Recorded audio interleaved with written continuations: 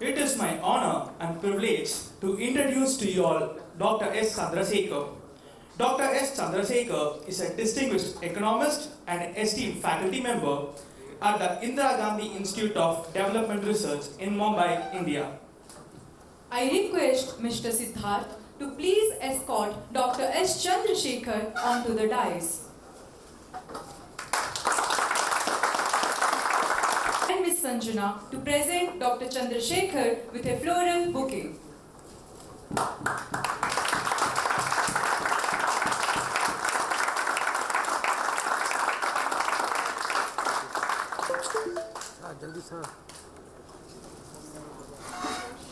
Please join me in welcoming Dr. Chandrasekhar with a round of applause to share with us his experiences.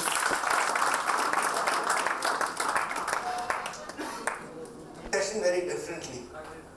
My mother always asked me, why did you do economics?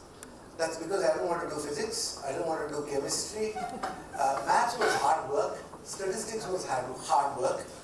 So I said I was going to do economics, statistics and mathematics. My mother would vote only on one issue, whether prices went up or prices went down. And she didn't think much of my work because I really didn't know how to bring inflation down. Okay? So the point is, if you actually do economics, people said, "Karte kya ho?" Okay? So the point is, so Professor Jayaraman basically said, so as a good friend of mine said, if you want to believe in God, you need to be an atheist. And if you want to be a good atheist, you need to know all about God. So it's a bit like that. So I just want to have a conversation with you in terms of, if you are going to do an MBA, why should you exactly care about economics? Okay? So I'm going to put some slides up. Some slides just have a title and nothing else. So I'm going to walk around and get you people to talk. Okay? So that's the way it's actually going to be structured. Okay, how many of you have heard of this? It's very unlikely. Elizabeth ma'am would know. There was a TV series called Yes Minister. Anybody heard about it? Okay. Good reason for me not to show you that clip now, but at the end of it. Okay?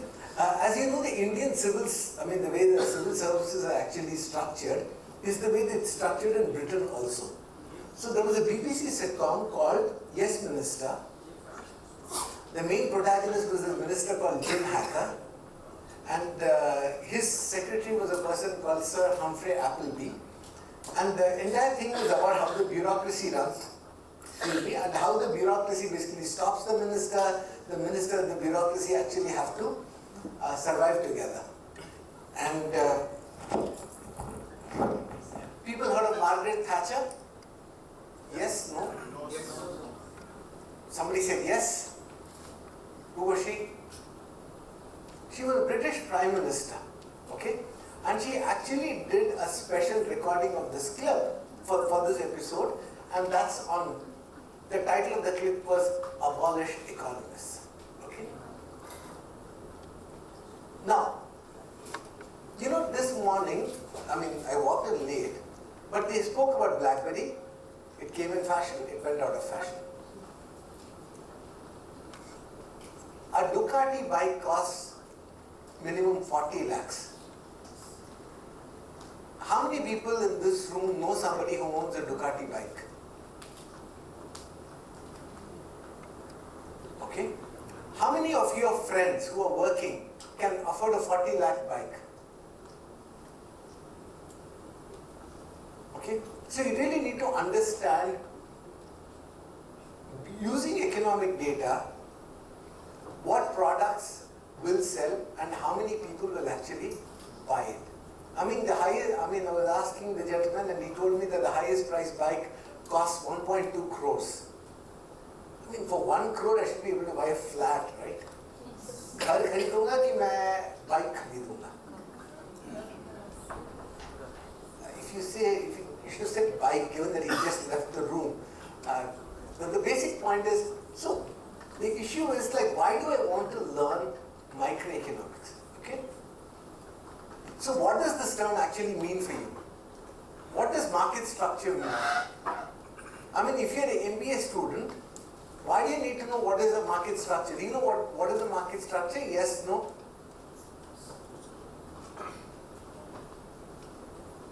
Okay, do people follow cricket? How many of you hate cricket and don't follow cricket?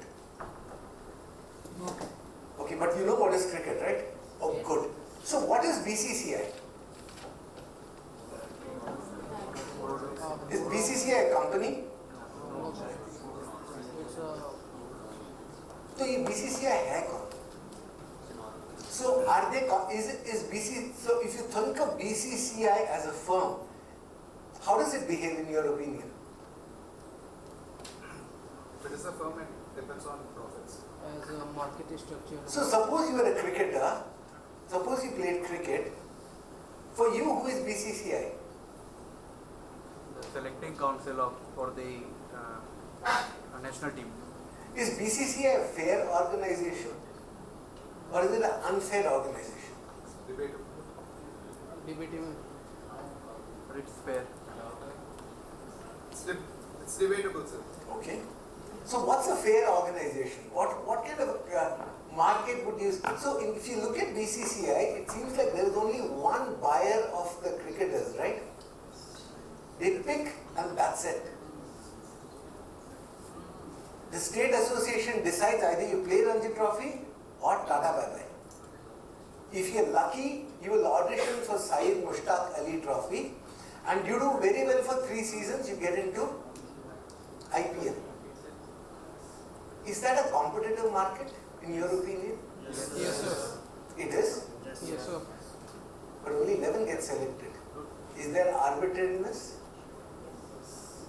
Does the market function properly? No, what I want to tell you is this. When you think about sports, if the same team keeps winning all the time, let's imagine a situation where Chennai Super Kings win every single IPL. Would you watch it? No. Why? We know the result. Because you want to watch some close competitive. How many of you were born in 1984 or before? None of you were born before 1984. Okay. So I still remember 1983. Yes, I am old enough to have remembered that match. We won the World Cup. Then West Indies came to India and said, "तुम लोग World Cup जीता, ठीक है, अभी सिखाते हैं तुमको." 2.5 days, all test matches were over. 2.5 days. Now, but we still watched the match because we were hoping the match will go to a third day. 3 days complete and that stuff. So people want a competitive cricket league. People want a competitive Kabaddi league. People want a competitive Premier Badminton league. When you think of sports as a market, you want a competitive market. Amazon doesn't want competition. You agree? Amazon doesn't want competition. But if you don't have competition in the sports market, then who's going to watch? So so here is the thing. So the gentleman said, you don't have 10 years experience, you have 1 year experience 10 times. That's what he basically said. Now, anybody learned how to draw a sketch formally? So if you ever go and learn how to draw and sketch, first thing that they will do is make you draw these straight horizontal lines. They make you draw at least 1,000 times. Then they make you draw these wriggly lines 1,000 times. So it's like muscle memory and practice. So when you think in terms of economics, you will always have these strong models in place. Something that will actually mimic something that you observe so that you can actually say something about it. You will learn about something called a perfectly competitive market. Everybody knows what a monopoly is. What's a monopoly? When one company takes over the market. Okay. If there is only one seller, one buyer of a product, it's called a monopsony. BCCI is a kind of a monopsony in that sense. Okay. So do we have any monopoly in India? Arm industry. I'm sorry? Arm industry. Okay, defense industry is not a monopoly. A lot of private sector companies do participate in it. Hindustan Aerospace leads in But the there are private sector companies also. So if, okay, railways is the closest to a monopoly, but it's not actually railways, you preempted my next slide, okay? So thank you. Keep that thought in mind. If you think about, so what is railways, by the way? transport system. How is a railway different from a road? Like it carries more people at a time. No. At fundamental level, it's two steel rods, iron rods that are put. That is all there is to it. And what does railways do? If you are working in a company and you basically import coal, you need to take it from the ports to your plant. Railways just facilitates it, nothing else. Okay? Okay, so when you think in terms of market structure, you can have something called a perfect competition. By the way, so how do you think price gets discovered? Market forces. So somebody said demand and supply, but how does price get discovered? Because of presence of financial investors. No. So for example, Because of market do we discover price correctly? That's trial and error. That's Because the requirements of the two individuals. Okay, so here's the interesting thing. So when you're taught economics, the way that the point of this conversation is, when you learn economics, think about your use case situation. So I said, how is price determined? Somebody said demand and supply. Somebody saying availability. Does Uber price things fairly? No. Yes? No? So how is price determined? Is it demand and supply? Uber is based on demand. What makes Uber an interesting company? Easy. See, when the gentleman said, you have 1 year's experience into 10 times of the same thing, Uber is a company which doesn't own any assets. Correct? Uber doesn't own anything, it just owns the software. That's all it actually does. Now is Uber, do you think, how many of you think that, how many of you have never taken an Uber or Ola? Okay, so you don't have to answer the question. Everybody else, have you ever felt that you actually overpaid? Yes, Yes, sir. But at the same time, have you thought that, yaar, aaj sasta mil gaya? Yes, sir. So, what is this demand and supply then? How is exactly prices being determined? So, when you basically go to the real world and you have to worry about pricing decisions, what data do you need? Can economics actually guide you to understand in what kind of market structure, if it's a perfectly competitive market, if it's a duopoly means there are only two players. Tell me a market in India where there are only three players. Listen, you don't need to know any economics for this, okay? Tell me a very important market where there are only three companies. Ola, Uber and? Okay. Something more, something that's in your pocket. Oh, thanks. Keep this here.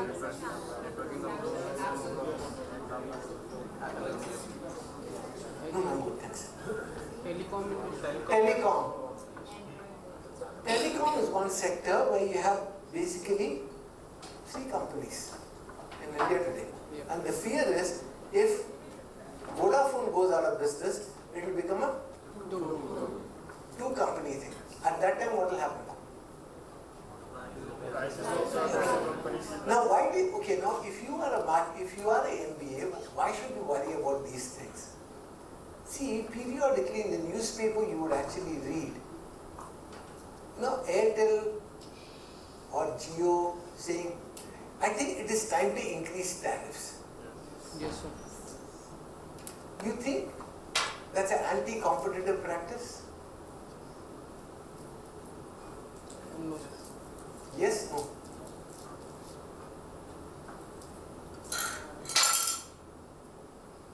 Is it an anti-competitive practice to say, I think we should raise prices? In India it's not. In the US it is. You're not supposed to say, because you're signaling, ma'am, let's increase prices. So she says, okay, we'll increase prices. You're not supposed to do that. So first thing is, irrespective of the product that you're actually selling, you need to understand the market structure. Duopoly. What's an example of a cartel? You know what a cartel is? C-A-R-T-E-L? Which is the most important cartel in the world? They control supply to make sure prices don't fall. Which industry is this? Government drug. Which industry? What product? Cash flow. Oil. There is something called OPEC, O-P-E-C, go look it up. They control the world's oil supply. Okay?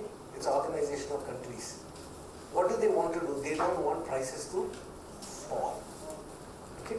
So the first thing is, when you get a job, so for example, we had a gentleman from Deutsche Bank saying, he has people who basically walked in for an interview without any idea of what company karta kya hai. The point is, it's not enough for you to know what Deutsche Bank does. You need to know what industry they are actually operating in. You need to know who the competitors are. You need to know what are the issues in the industry. Okay? And their economics actually helps you. Okay? I'm going to put this up. So, there is an economist by the name Michael Spence. He won the Nobel Prize. Okay? And this is what he said in his Nobel Prize speech. I was asked recently by a somewhat incredulous questionnaire, actually a journalist, whether it is true that you could be awarded the Nobel Prize in economics for simply noticing that there are markets in which certain participants don't know things that others in the market do know. What do you think the sentence actually means? So he's saying there is a market where certain participants don't know certain things and others in the market do know. What do you think the sentence actually means?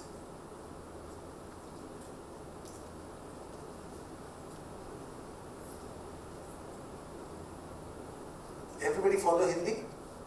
Yes, sir. Yes? तो ये कह रहा है कि इस market में है कि there are some people, कुछ लोगों को पता है कि कुछ चीजों के बारे में कुछ लोगों को पता है, कुछ चीजों बहुतों को पता नहीं है. What are we talking about here?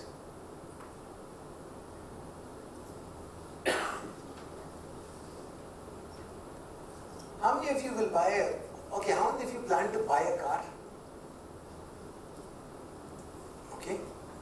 Will you buy a used car or a new car? New. Anybody willing to buy a used car? Okay. So is there a difference between buying a used car and a new car? What's the difference? Quality. So somebody said price, Quality. quality. What does quality mean? That means a particular thing is How satisfying long or it will not. last? Who knows that? The buyer or the seller?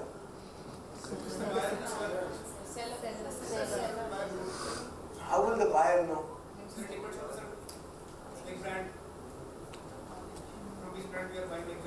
But I don't know how well you, suppose you are selling me a car, who knows more about the car? You or me? So you will know that चढ़ान पे गाड़ी रुक जाती है. ठीक है? ज़्यादा चढ़ान हो तो क्लच प्लेट बर्न हो जाता है. ये आपको मालूम है कि मेरे को मालूम है? सिर्फ आपको मालूम है. That's a market. Now, if you see this advertisement which says pre-certified cars, used cars, right? People seen those ads? Yes. What are they trying to do? They are trying to get rid of this information asymmetry. They are getting rid of this information asymmetry for you. So economics tells you, so think about a car, जो रुक जाती है चढ़ान पे गए तो वो clutch burn हो जाता है सब कुछ. So let's suppose half the cars are bad cars. Let's call them as lemons. And half the cars are good cars. A good car is worth 1 lakh rupees. Not so good car, let's call it as 0 rupees. So on average, what's the price of the car? 50,000? Because half the time you get 1 lakh, half the time you get a car worth 50,000.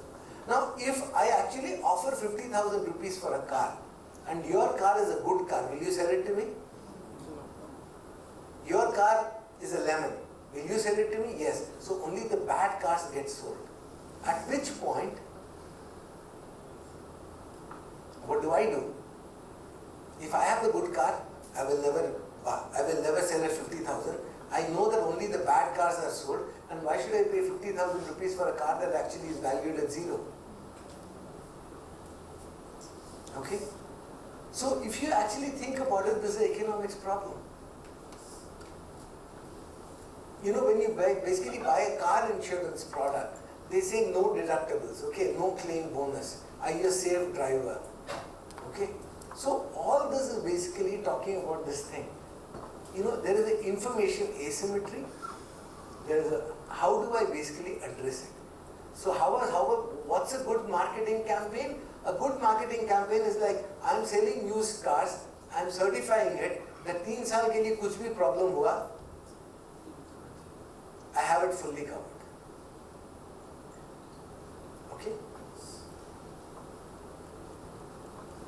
What do you think this means?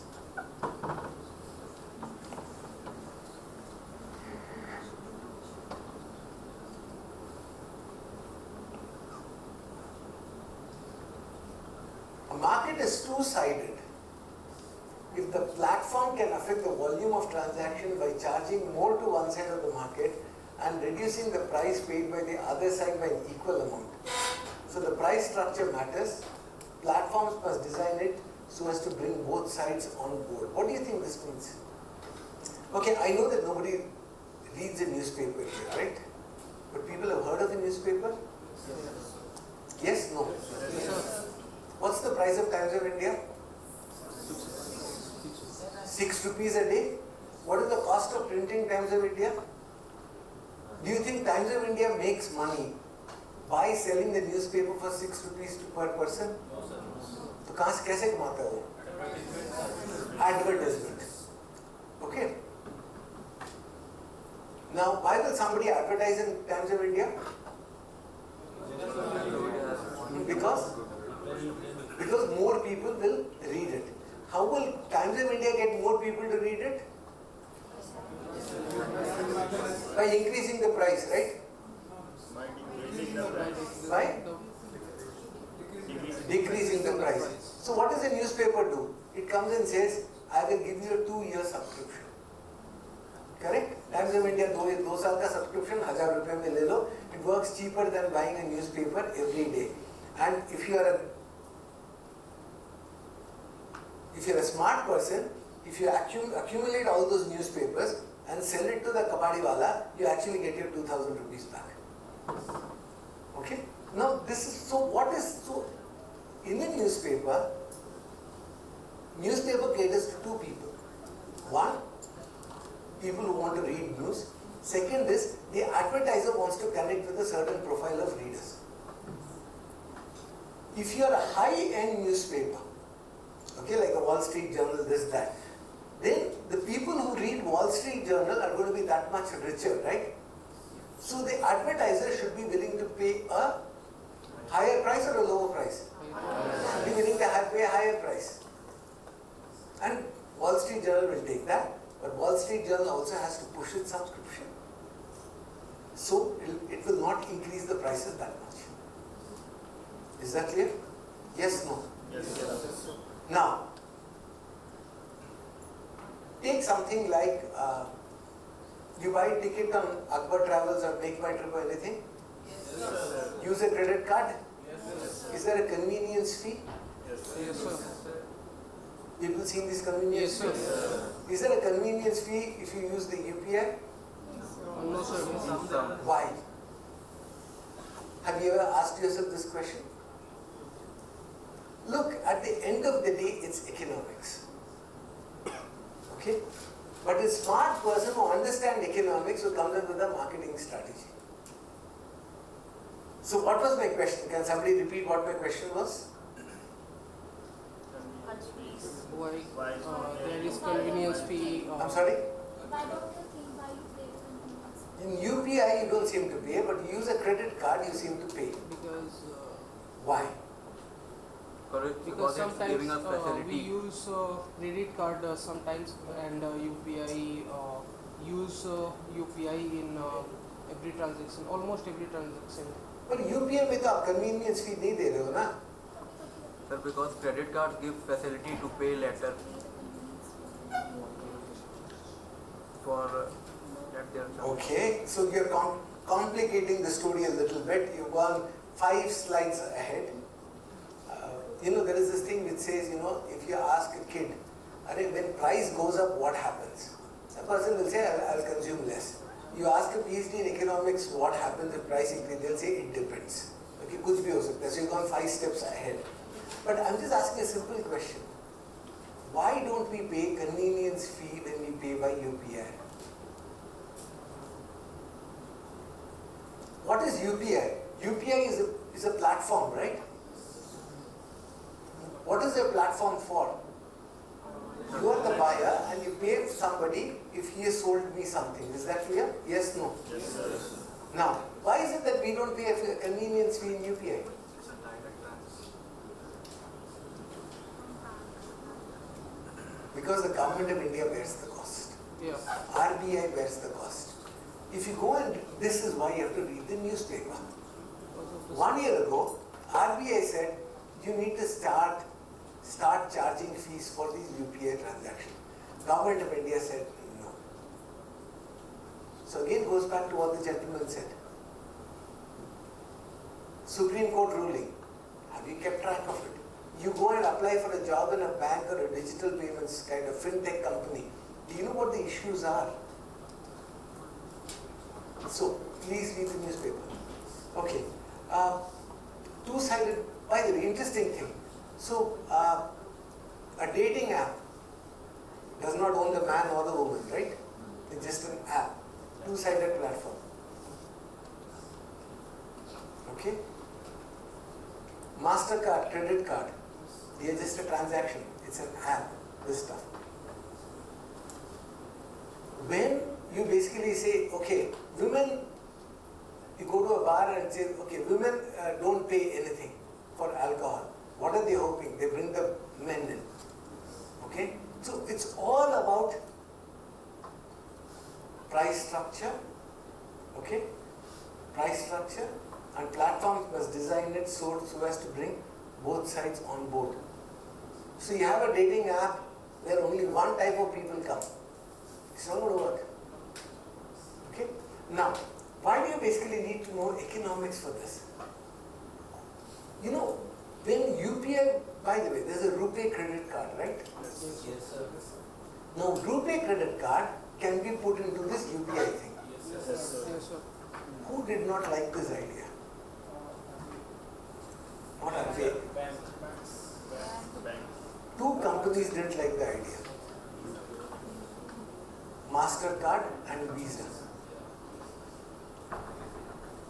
भाई technology disruption कहीं और हुआ, सरकार ने UPI बनाया, उसके बाद किसी ने बोला चल रुपए क्रेडिट कार्ड लगा देते इसमें, किसका धंधा अफेक्ट हुआ? मास्टर कार्ड और वीजा का। और आपने अखबार पढ़ा नहीं और मास्टर कार्ड और वीजा के लिए आप काम करते हो। So the point is, the market structure. So when you pick up your economics textbook, when your faculty teach you, they're just going to tell you, there's something called a perfect competition, there's something called a duopoly, there is a cartel, there's something called oligopoly, there's something called monopoly, monopolistic competition and monopsony. These are all straw models for you to actually understand how things work. It's a straw model. Okay, anybody saw Surya Kumar Yadav's catch? Yes, sir. And what did the India ka jo fielding coach Dilip ne kya bola usne? He says he takes 100 such catches every day. But it's another thing to actually deliver under pressure. When you build these strong models, it's like Surya Kumar practicing. Then you figure out what's your use case scenario. His use case scenario was catching that ball. See, for those of us who watched the 1983 World Cup live, there is only one iconic moment. You know what that is? Kapil Dev's catch. Nobody else remembers anything of that game. Nobody else remembers. It is just that one catch. So when they talk about this 2024 World Cup, there is going to be only one iconic moment, which is going to be Surya Kumar Yadav catch. So what did he say? There is a tide that comes, and then you will be prepared for when the tide comes to, basically, so that you can benefit from the tide. So if you're going to say that, look, I am going to basically be in marketing and really don't care about economics, you know, I really am not going to worry about pricing and all that stuff. Doesn't work. Okay? What's an auction? So now I'm trying to get at how do prices get discovered. Okay? So you go to buy mangoes. Alfonso comes. The guy says, $1,000. How many of you from Bombay, Maharashtra? Anybody? Nobody. Okay, one. So okay, Alfonso comes. Initially it costs 800 rupees a dozen or 1,000 rupees a dozen. You would say 600, and he's going to say yes or a no. We are trying to figure out the price, which means I would like to have the Alfonso, but then I have a maximum price. So, you know, there's a serious generation gap when I teach. I don't watch enough decent movie. Anybody heard of the movie at least Pretty Woman? The three of you don't count. Okay, forget it. So this example from Pretty Woman won't work. Okay, let's get back to auction. Why does auction happen? I'm trying to discover a price. Telecom, the airwaves actually get auctioned. Now when you think about auction, okay, let's play this game. Okay? Let's make this interesting. How many of you want to play a game? It's going to cost you money. How many of you want to play a game? Okay, good. नहीं ये UPA में नहीं होता. अच्छा, let's make the game more. So, who all don't want to play the game? Okay, let me tell you the rules of the game. I'm going to auction this $100. What am I going to do? Auction. The rules of the auction are as follows. You know what? I can afford to risk 500. But if you win, the 500 is yours. If you don't play it correct, then you'll know the consequences when I explain the rule to you. So I'm going to auction this 500 rupees. It's not a fake note, okay? It's not a fake note. Do we have to record this? Okay. The rules of the game are as follows.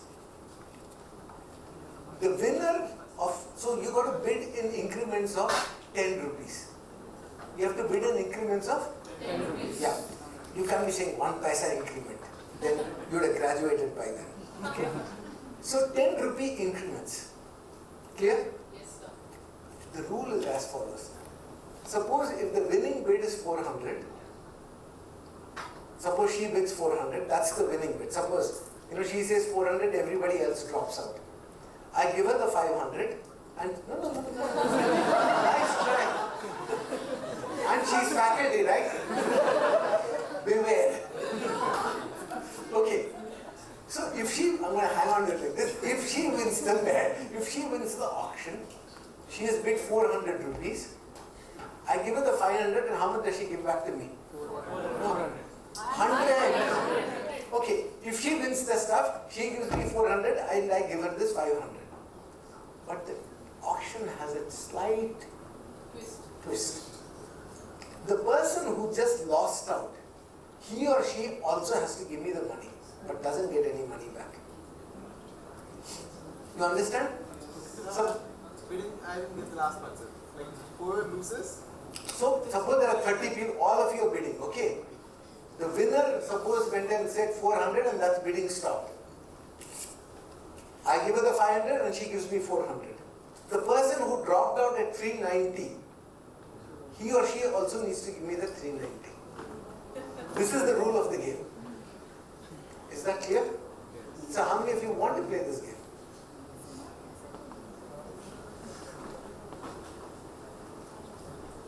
Okay. Now I want you to stand up and explain to me the rules of the game. Yeah. So we have to increment the price by 10. No. Increase the price by 10. By The 10. bid. Yeah, bid. Hmm.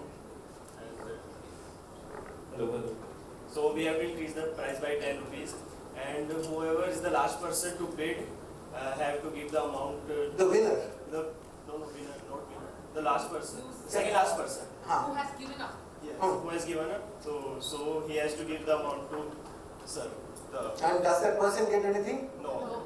But the winner gets the Amount. 500. yes. So is the last but one only does he has to pay or everyone has to pay? No, only the last one. Last person. Second last person. Last principle.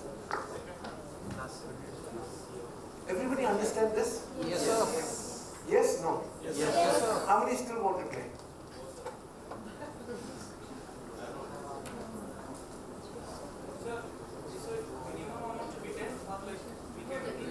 Increment. The increment has to be 10. I have a flight to catch in the evening, okay? Okay. Those who are going to bid in the auction, come here.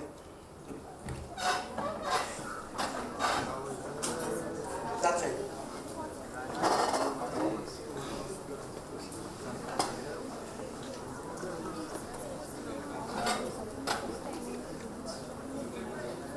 Okay? Anybody else want to play? Interesting, not a single woman wants to play. Okay. How many of you think, I'm going to make this very fair, okay? How many of you think there is a catch to this game? Then why are you playing? One second. I'm not teaching here. I'm not going to give you a good grade for playing this game. Okay? So why are you playing this game? maybe I So that can be the 500.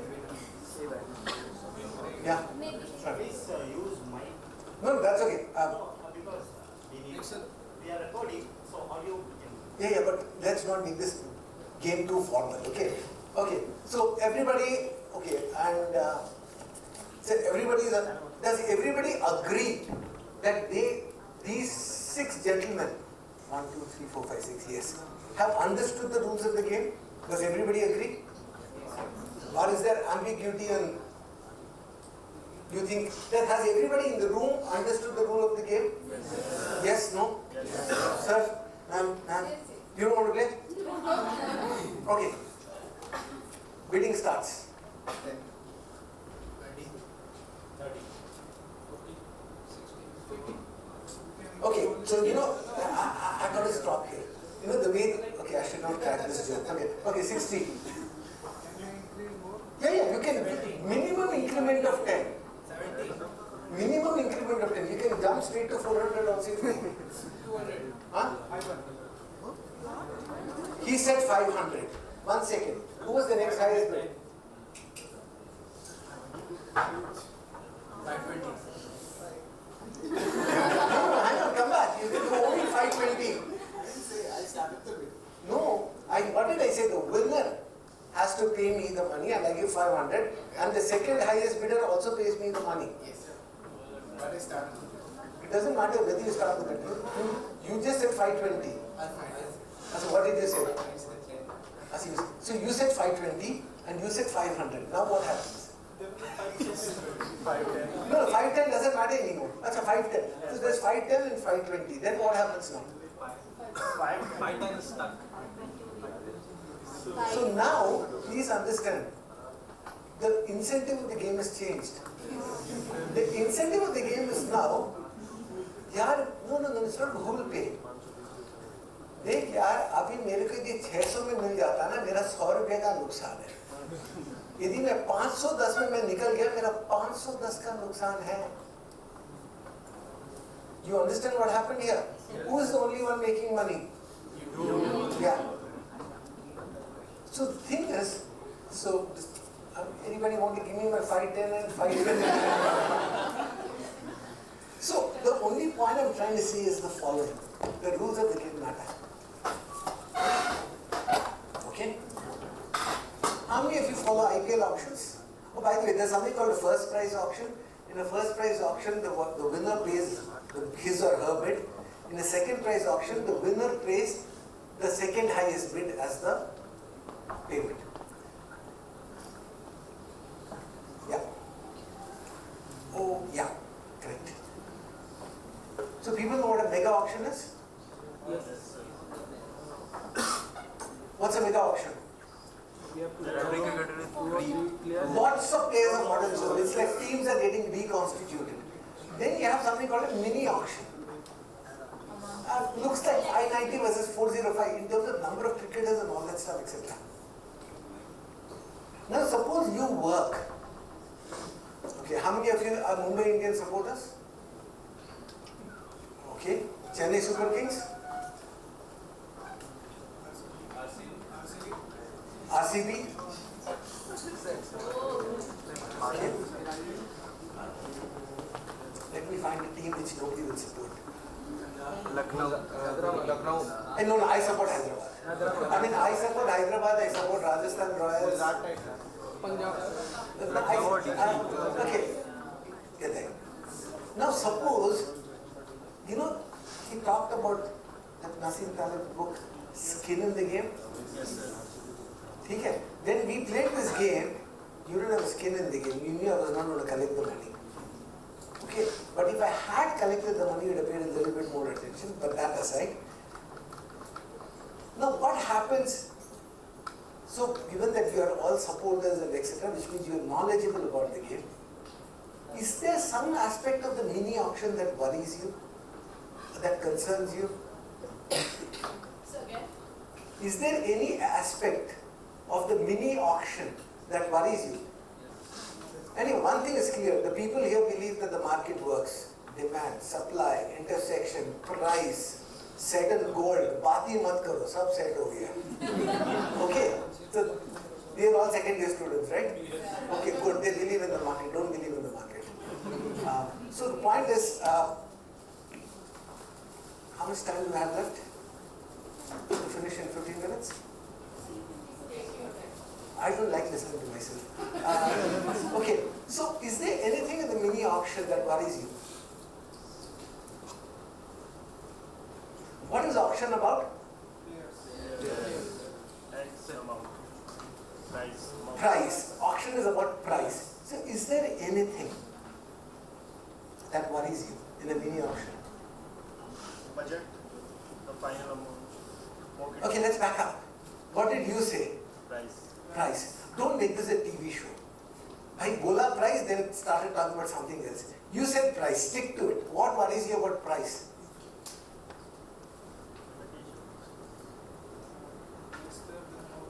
Yeah, you don't read newspapers, you watch IPL, you support a team without applying your mind.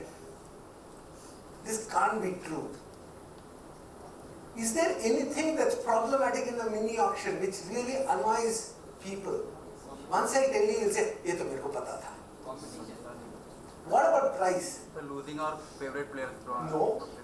We talk about price here. Price. I want to discuss price.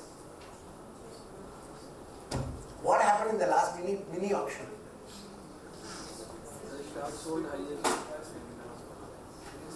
What was, he's saying something, what? He's saying there are fewer players in the mini auction, so price starts going up. So in the mini auction, when was price higher? The highest paid player, was it in the mini auction or in the mega auction? Mini auction. Now what is he saying about the mini auction? There are very few players. Now imagine I'm a foreign player, I'm a superstar, and then I will say, I know this. What would I do? I will say, you know what, my wife's unwell, or my sister's getting married, or my father's 50th anniversary, or da da da da da. You know, this year I will not be in the auction. I have to go into mini auction. And next year I will come to the mini auction. Yeah. And in mini auction, and suppose I don't want to take names, go and look at the people who came in the mini auction but didn't come in the mega auction. They all got 20 crores and above. Yes, yes. Stark and comments. Okay, good, stark comments. Now the point is there a problem in the way prices got discovered? Economics will, so here is where, so you're working for the franchise, okay? And the franchise owner comes and says, why am I paying 25 crores? When I paid 17 crores for a player who really delivered value. Why am I paying 25 crores? So what would you say? Do people understand the question? Because the market is thin, there are very few superstars who get sold in the mini auction. Their prices goes up. Their price goes up more than the highest price in the mega auction. And you, all of you are working for different franchise. And this month's salary depends on you saying something intelligent. What would you say?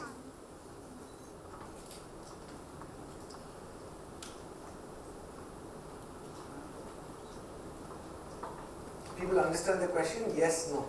No, sir. I'm just saying you're not getting your salary this month.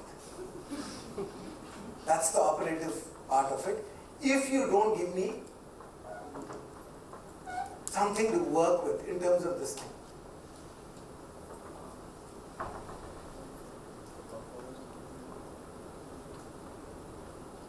If they don't bid, sir, they will lose an extraordinary player, but the other team will get an extraordinary player. So it's competition. So good. Spoken like the second years. Market works.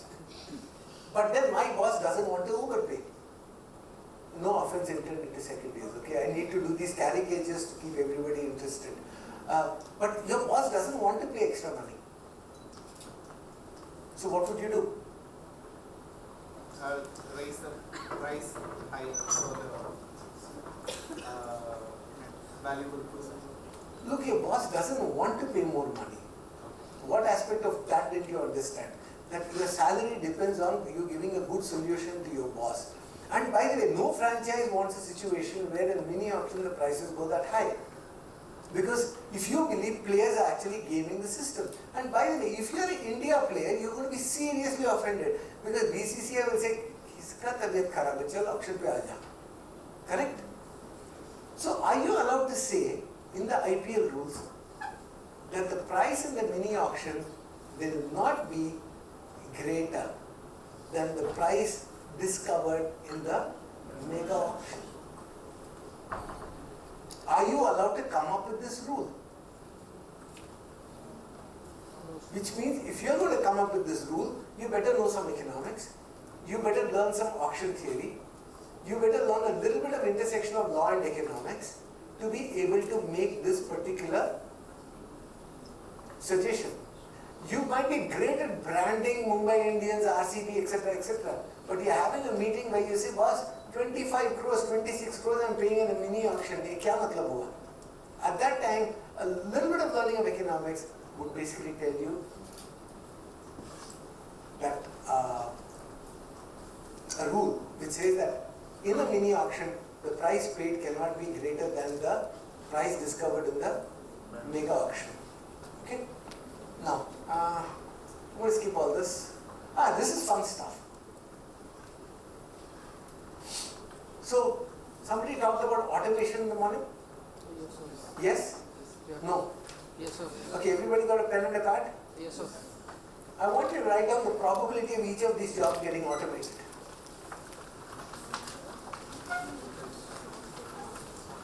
I'm not going to make you call it out. Please, everybody write it down. And I want you, and I'll tell you what the numbers actually are.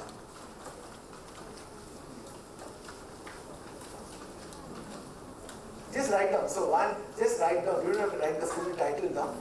I'm just saying probability is a number between 0 and 1. So I want you to put some numbers to it.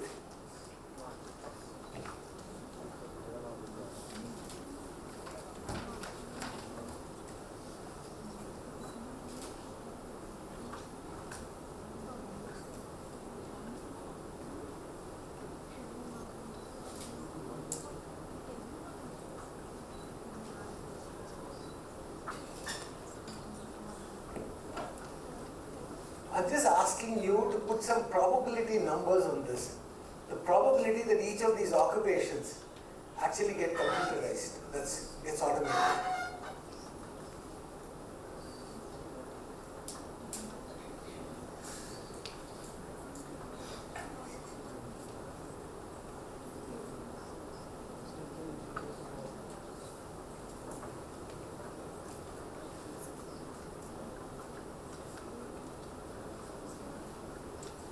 So people wrote it down. Or you can even rank it in terms of which is that occupation which is most likely to be automated. So which is the occupation most likely to be automated? Telemarketing. Let's look at the stuff. Telemarketers with probability 0.99. Look at hairdressers, 0.11. Kindergarten teachers, 0.15. Marketing managers, 0.014, very low. I mean, so how did they basically come up with these numbers? Okay, so these are some of the issues. I'll give you these slides, you can look at it, etc. Okay, I'm going to play this game. Anybody know? Anybody heard of the movie A Beautiful Mind? Yes, no? Okay, so here's the thing. So there are two firms in the market, firm A and firm B. If both of them price it high, okay, so here, if firm A charges a high price and firm B charges a high price, A makes a profit of 15 crores and B makes a profit of 15 crores. If A prices it low and B prices it high, then firm A gets a profit of 30 crores and the firm B makes a profit of 0. Think about firm B now. Sorry, suppose if firm A prices high and firm B prices low, firm A will make 0 profits and firm B will make 30 crores. If firm A prices it low and firm B also prices it low, both make profit of 5 crores each. Anybody seen this kind of a game before? Yes, no? No, sir. Never seen this before? Okay, so I'm not here to cheat you, I'm not taking your money. Is that clear? So don't worry about that. So the point I'm asking is, everybody understand what this thing is about? This competition, there are two firms. Yes, sir. They have two strategies, they have two options. Firm A can decide high price or Low price. low price. Firm B can decide high price, yeah, low price. Is that clear? Yes. Yes, sir. Yes, sir. What do you, so there are 4 people in each table, right? Yes, sir. Okay. So the first person is firm A, second person is firm B, third person is firm A, fourth person is firm B. A, B, A, B, A, B, A, B, A, B, A, B. It's like that. Is that clear? Yes, sir. Please don't see each other's response. But so it's like you are the pricing manager here, right? You have to decide how you're going to price. High or low. Everybody understood the rules of the game, right? Yes, sir. If you price low, if you price high, and the other person prices low, साल का आपका bonus क्या हुआ? 0. You don't even get your salary. So if you make the mistake of pricing, it has real consequences. Is this matrix clear to you? So on top of your paper, write down. So the first person is A, second person is B, third person is A, fourth person is firm B. Don't look at each other's response, please. Okay? Write down what your strategy is. What are you going to do? from this, if these are the numbers,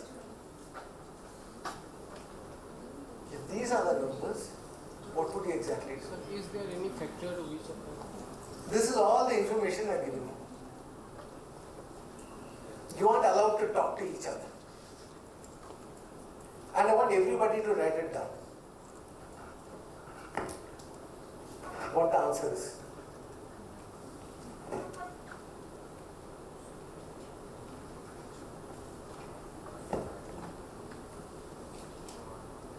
What time does the next session start? Okay, 10 minutes. Okay.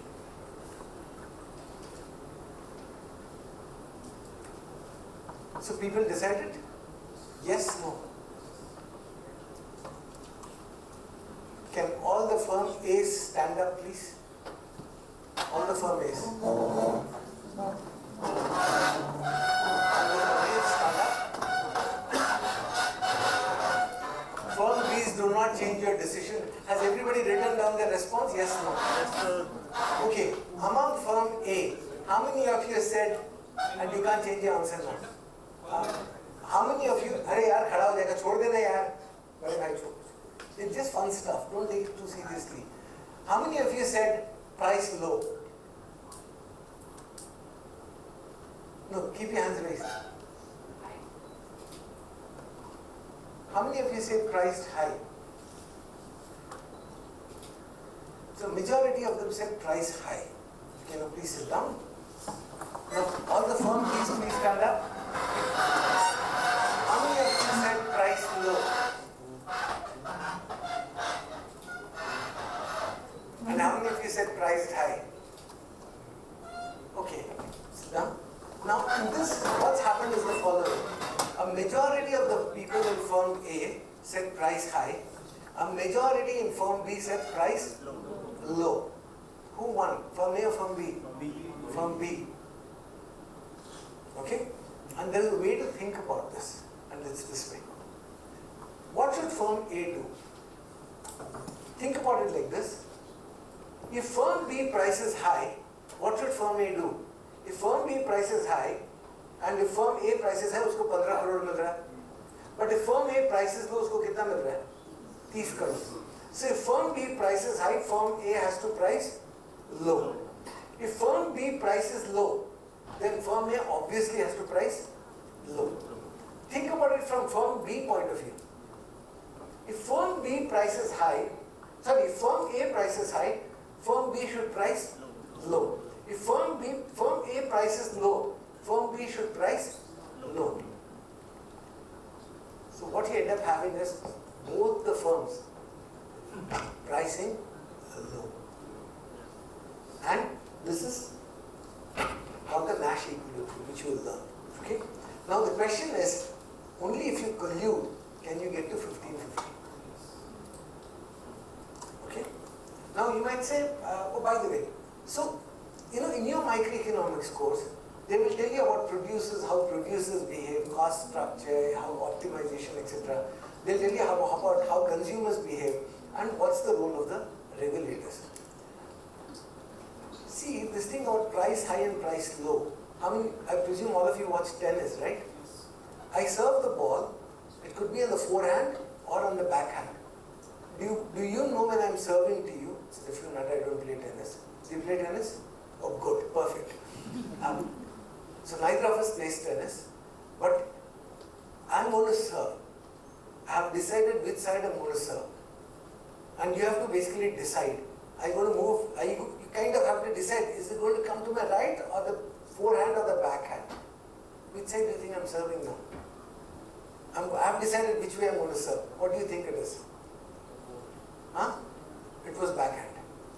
If you had said backhand, so it is about pricing high and low, right? Think in terms of penalty kicks. I can kick top end, or the goalkeeper dives his head, I kick. So this is all strategic behavior. This is what all of game theory is about. Okay? I've got 5 more minutes. I'm just going to skip to a whole bunch of things. You can read this stuff yourself. Okay. This is my last slide. Quickly write down what are the important data sets that you know of for tracking Indian economy.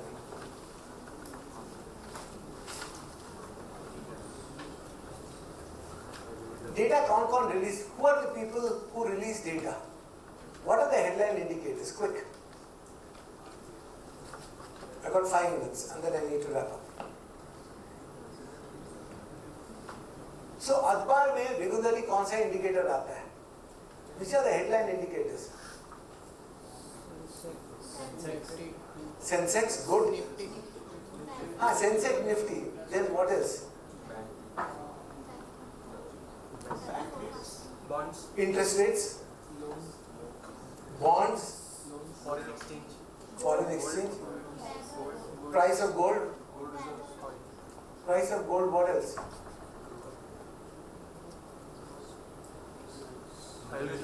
Huh? Export. Okay, exports, imports, what else? Petrol price. Nobody said inflation. You need to be louder.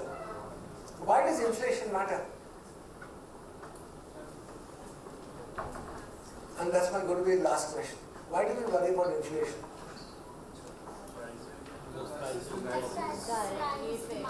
If your salary is 100 rupees this year, and next year, this year inflation is 5%, but your salary increases by 2%, are you better off or worse off? Worse off. And who is supposed to be keeping inflation under control? Try to keep inflation under control.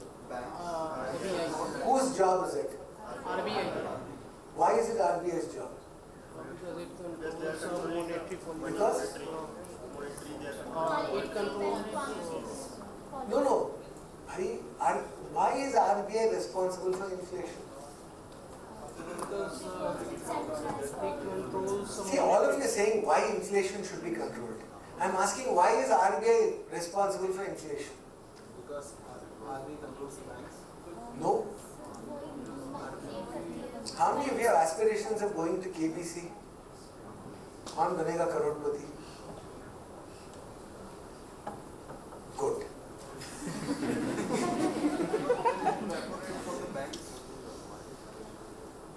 Why is Government of India not responsible for inflation? Why is RBI responsible? Because RBI has power. Why? RBI decides the actual value of that unit.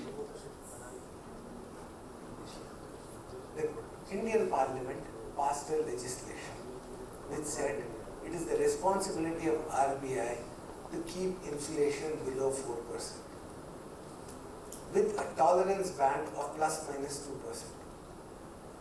Okay? The Parliament has mandated that it's the job of RBI and the monetary policy to actually keep inflation at below 4%. And there is a tolerance band of plus minus 2%. Is that clear? Yes. If you read the newspapers, RBI will say, oh, I'm aiming for a 4.5% inflation. You know, when it actually went to 6.5, RBI said, you know, I have leeway to go till 6. No, the leeway was you have to keep it below 4, plus minus 2%. So it's been given the mandate of, that is why. Because inflation is not good. By the way, if you work for the government, you get something called DNS allowance. If you work for the private sector, you don't get a DNS allowance. If you're a poor man, you don't get any inflation indexation for the matter. So the best poverty alleviation policy is to keep food prices under check. Okay? So RBI has to do it because of this whole thing. Now, who are the people who bring out data sets? RBI brings out a weekly statistical supplement. Nobody talked about GDP growth at all. Why does inflation matter? You are into purchasing the intermediate inputs for the factory, for your factory. And you want to get into a long run contract for 3 years. Will the other company get into contract with you if there's so much uncertainty and inflation? It's not going to. So even for the contracts in terms of purchases, if inflation is very high, people are going to say, मैं एक दिन का धंधा करूँगा, कल का नहीं सोचूंगा. So you can think about data sets, etc. I'll stop here. I'll give the slides. You can take a look at it and put the references, etc. I'll just show you one interesting thing.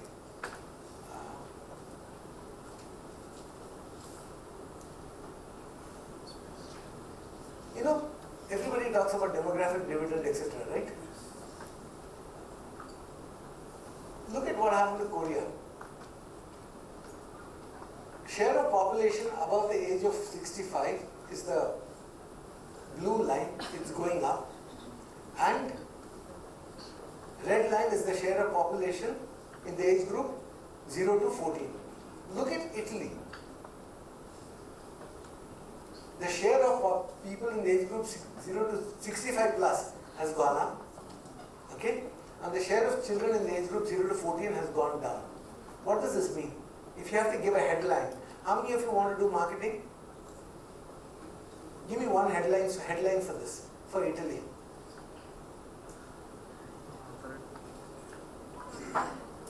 Younger population goes down. Headline, this will be catchy. There are more grandparents than grandchildren. If the proportion of people in the age group 0 to 65 is more than the proportion of people in the below the age of 14, it means there are more grandparents than grandchildren. And this led to a very nice ad that was made in Italy by a company, I forget the name of the company, you can Google it. The ad was set in 2050. And you know what the first line of the ad said? The last child in Italy is born. Okay? So if you're doing marketing, there's a whole bunch of data that's actually available to understand demographics. You need to spend some time understanding.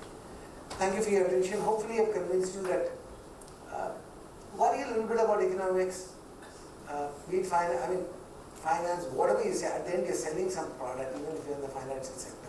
You need to understand demographics, you need to understand pricing, you need to understand income elasticity, you need to understand what kind of market structure you're working in, you need to understand how prices are discovered in your market and those things.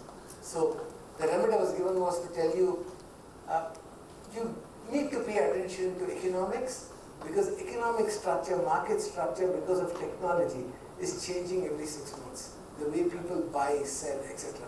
Disintermediation is happening, etc. Okay? Thank you for your attention.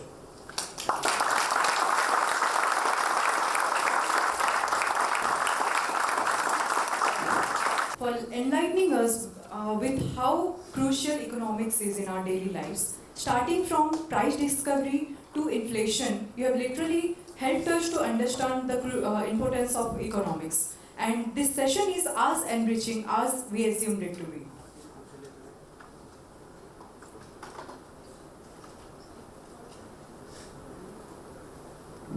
I request Mr. Siddharth and Ms. Mansi to kindly present the token of appreciation to Dr. Chandrasekhar.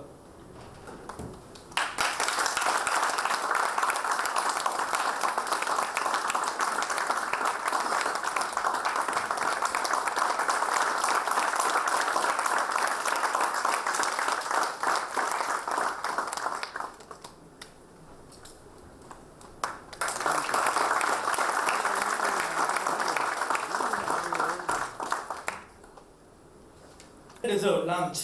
We have arranged a delicious spread of food for you to enjoy and recharge. Head over to the dining area to satisfy your hunger and take a moment to relax and mingle with your fellow attendees. We will resume the program after the break, so please be back by 2:30. Enjoy your meal and we'll see you back shortly. You enjoy your lunch. We extend a warm welcome back to each and every one of you as we continue our journey of exploration and learning together. As we gather here once again, it's time to resume our exciting orientation program filled with knowledge, inspiration, and personal growth. So, let's rekindle our enthusiasm and dive right back into the enriching sessions that awaits us. Shivnatha once said, an institution's alumni are key to its growth. I am proud to announce our next speaker, Mr. Brijesh Sahu, who is a distinguished alumnus of International School of Business and Media from batch 2006-2008. Now, I request the technical team to please play the corporate video. Mr. Siddharth to please escort Mr. Brijesh Sahu onto the dais. Okay.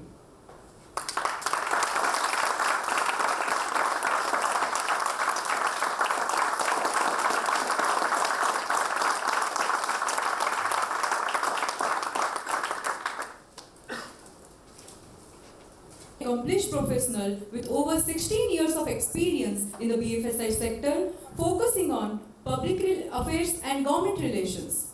Throughout his career, he has effectively liaised with top bureaucrats and government officials at both central and state levels.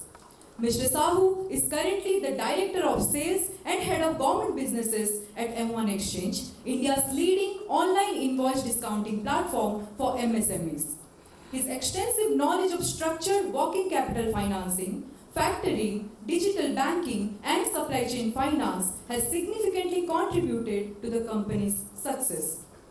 Before joining M1 Exchange, Mr. Sahu held key positions at Axis Bank, including Vice President and Deputy Vice President of the Government Coverage Group.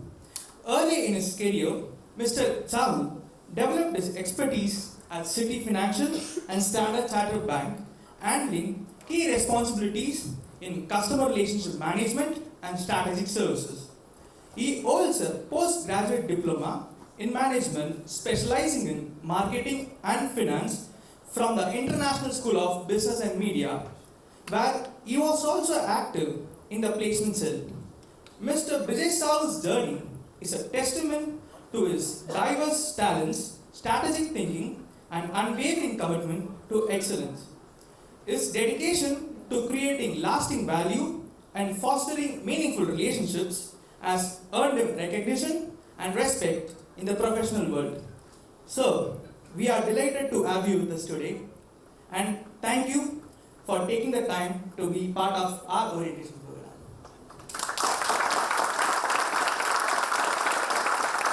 Applause to welcome Mr. Brijesh Sahu as he imparts his wisdom.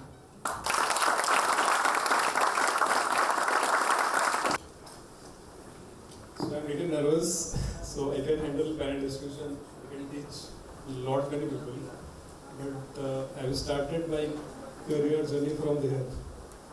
So I was part of guys like you. So I'm little excited, nervous, I don't know. So welcome all of you. It's a beginning. All the best for your career. So we'll explain a little bit about. So I'm basically handling fintech. So we'll explain about what is the career opportunity in fintech business and what we do and what is career opportunity in our exchange. So we can connect the laptop. Then later on we can have a question answer from you guys. So hope you're not feeling sleepy after lunch. So how the Josh?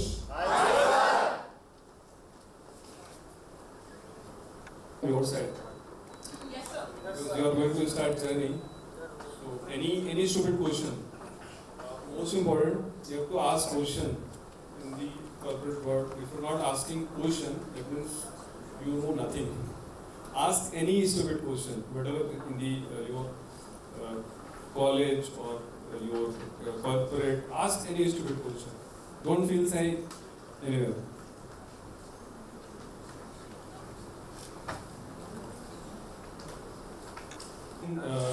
ISB&M in 2006, from a small town, I was very shy. So initially 3-4 months, I was just part of like you. Then there was some activity. So in the college during that time, so now you have a corporate sales team, then you have different sales team. So I haven't tried. My dream was to join placement cell team. So I tried. So it was GD discussion. So I disqualified. I was very disappointed. So I was rejected in the first attempt. But again, there was seminar which was going to happen in the different geography. So director sir, Chetan Bajaj sir has given me chance to handle this one event. So event was successful. So he has invited me to join placement cell after that successful event. So trying to say is always you should try. So you have to dream. So dream with the open eyes. So you must have heard Shahrukh Khan का dialogue, अगर आप किसी को दिल से चाहो तो पूरी कायनात आपकी हेल्प करती है. तो my dream was to join corporate sales team. So I joined. Then my dream was to start my own company, own NBFC. That was my dream. So it was very high dream. Then again, after 15 years, I am part of management. I joined M&A. So most important, if you want to part of the crowd or you want to move out of crowd, if you want to move out of crowd, you have to do differently. Different in the sense, at least another 2 years, you have to focus on studies. It is most important. So whatever you will do in next 2 years, it is going to reflect in your entire career. Just focus on studying, focus on whatever activities given by the college. It is important, whatever stupid activity. You may, sometimes you feel it is a stupid thing, but it will be implemented in the future, maybe after 5-10 years. So you have to focus on studies, any extracurricular activities. So apart from regular activities, I used to invite companies also. I was part of placement sale. So my job was to at least place people like you. So don't shy to be part of any activity. Working?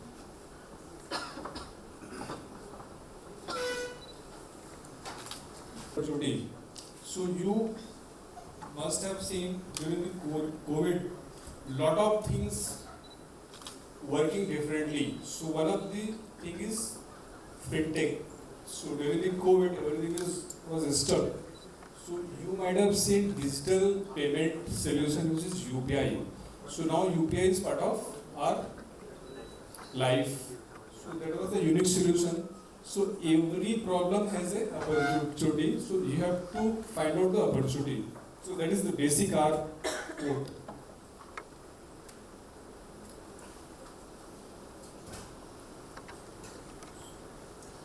So India is, can you imagine, India is superpower of the fintech. So India is third largest market for the fintech companies. So can you imagine which one is the number one? Anybody can guess? Which one is the number one? USA. Any guesses? USA. So don't sigh if you are telling wrong, it is okay. It is for your experience. So which one is number one? Any guess? USA. Yes. Number two? China. Japan. Japan. Russia. Korea. America. Russia. Dubai. So USA is number one, UK is number two, third is India, not China. Can you guess? So we are made in China in the fintech segment. So this is the few segment under fintech. So this fintech is not only fintech. So you have different areas. So we have a lending business. So lending business, your lending card. Then you have NBFC doing online businesses. Then you have a wealth tech, like your wealthy company, your then insurance tech. You have DG insurance. Then you have Paisa Bazaar in payment. You have a Paytm. You have Airtel Payment Bank. And RegTech is something different. So RegTech basically regulated tech. They are taking off regulatory related requirement.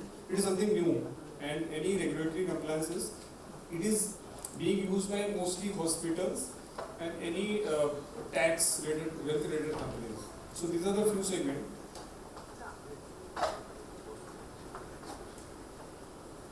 So these are the everything is covered by under RBI. So each and every activity is governed by RBI, Reserve Bank of India. So these are the DG insurance. Then we have a regulator. So DG insurance under IRDA. So you learn, these are a few snapshots. So these are the few numbers. So again, India have a potential to grow by 1.5 trillion. Imagine 1/3 of the economy. So what is the current economy? Any guesses? Any guesses? So around 4 trillion. So we are aiming to achieve 5 trillion. So there's few numbers. We are third largest fintech, already told you. So we are running 3,000 fintech companies in the country. So this is important for everybody. So what are the so most important that was the GAN. So what are the career opportunity you have in the fintech company or trades? So so we have different team. I am part of corporate sales team. So we have software team. We have a tech team. So like if your specialization is in IT or marketing, so you can be part of tech team. It's not necessary if you are engineer, then you can be part of tech team. If you have a part of IT or marketing, you can be part of tech team. We have a product sales, IT sales team. Then we have a product solutioning team. Again, that is part of tech team only. Then we have a corporate sales team like me. I am handling government relation. We have a team, those are managing corporate relation. Then we have MSME. So corporate is basically B2B and MSME sales is B2C. So we have a team who they are taking care of MSME business. MSME is basically micro, small and medium enterprise. So then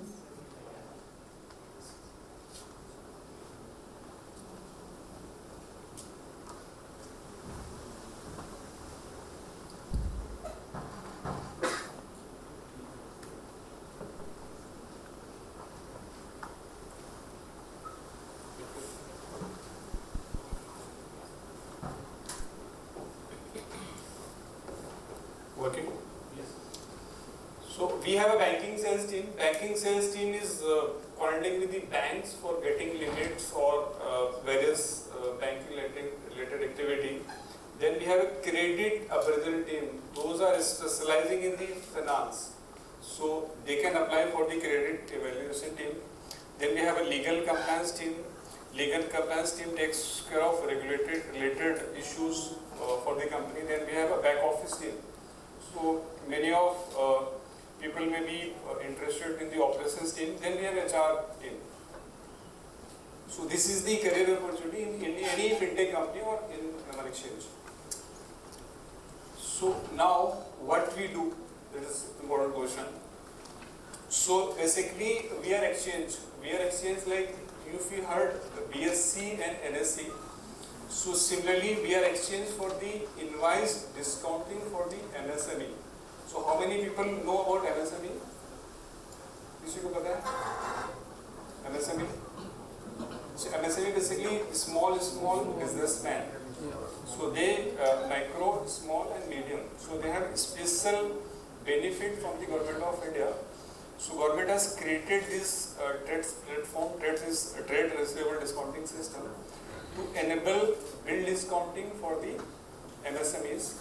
So in this overall ecosystem, we have a supplier is again MSME, we have a buyer. Any buyer means any corporate and any PSUs. Then we have a financer. So it's a relationship between buyer, seller and financer. So anybody can ask question because it's not clear. So this is created by Ministry of Finance, RBI, to enable invoice discounting for the MSMEs. So this is the what we do basically. So this is about M1 exchange. So we are licensed by RBI. So we have completed 7 years. So we are not a startup first of all. So we have and our kind of company. We have 3 companies in the country: M1 exchange, RXL, and InvoiceSmart. RXL is joint venture of SIDBI and NSC. Then InvoiceSmart is joint venture of Axis Bank. We are funded by SIDBI Venture Capitalists. So we have around 32,000 MSME registered with us. We have 61 financiers in the platform, and we have done around more than 1 lakh crore business till now. And it's a digital solution. So obviously we are fintech. It's completely paperless. It's a digital. We are working on the blockchain technology. So we have investors from the Amazon, SIDBI, IndiaMart, Mayfield, Minox.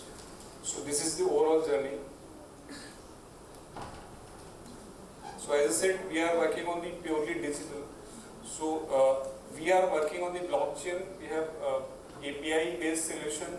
We can fetch the real-time data from the GSTN, PAN. We have integration with the PAN, GSTN, and Udyam. So anybody know Udyam? So Udyam basically It is Aadhaar for the MSME, any MSME. So they need to register themselves in the Ministry of MSME website and they'll get Aadhaar. So Aadhaar, Udyam is Aadhaar for any MSME.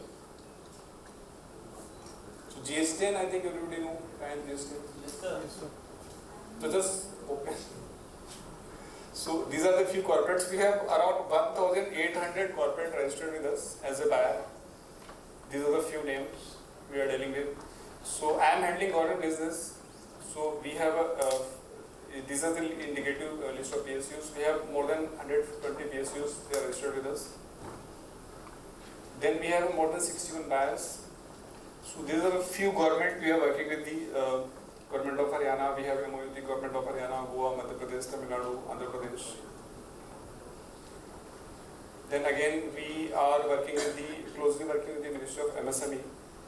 So these are the few awards. So again, this is important for everybody. So this is the career ladder in the MR Exchange.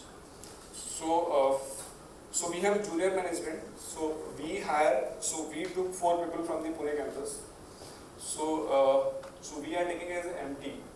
So junior management, then middle management, senior management, business leader, directors, then CEO. So this is the career ladder. So we have huge career opportunity. As of now, we have around 350 people, and we are planning to double in next year.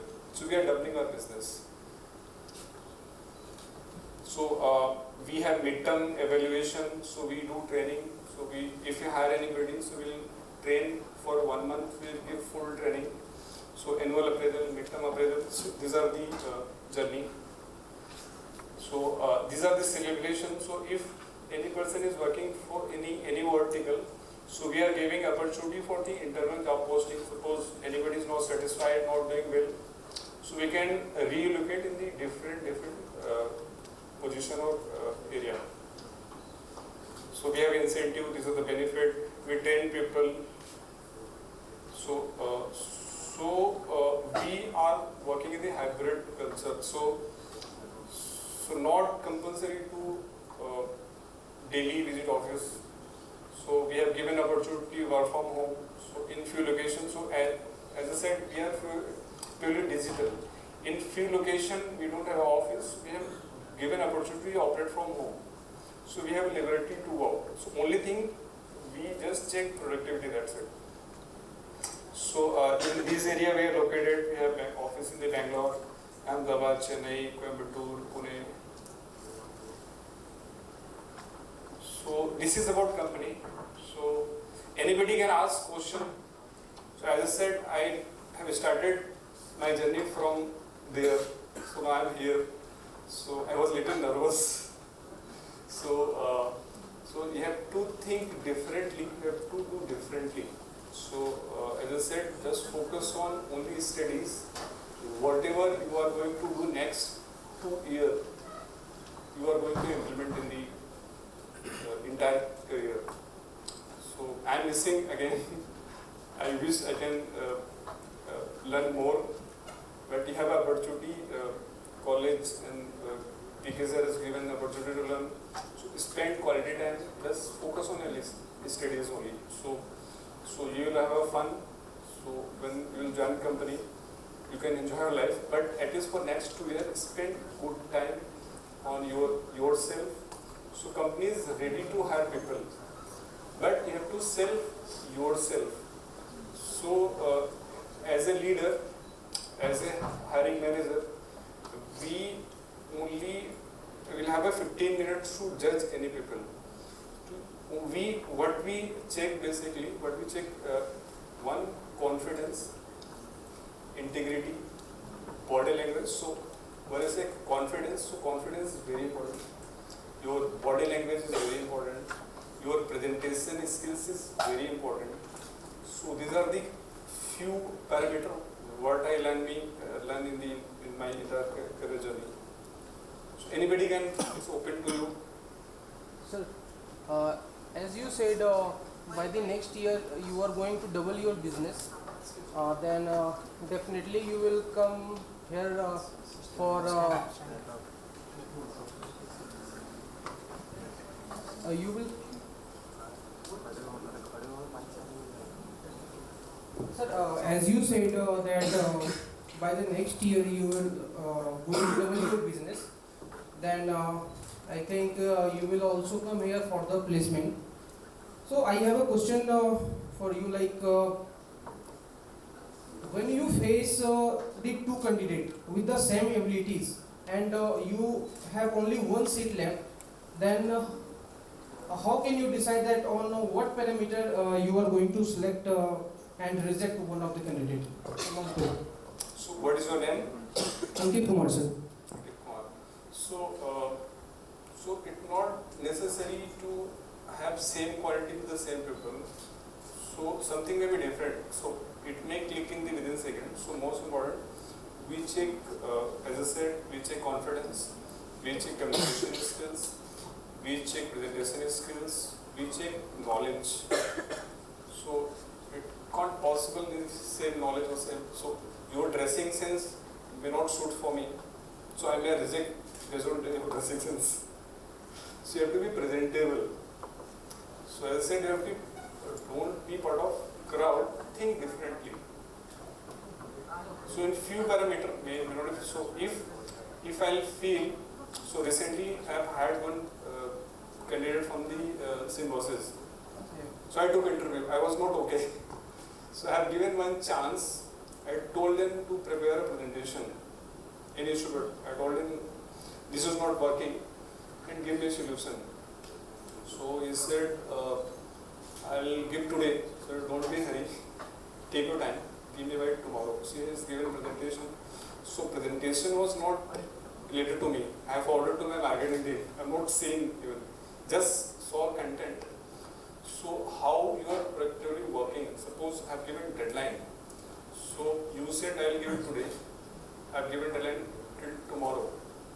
You will submit today. So that means you are completing your deadline. So I need people with the commitment, not assurance. Okay, thank you, sir.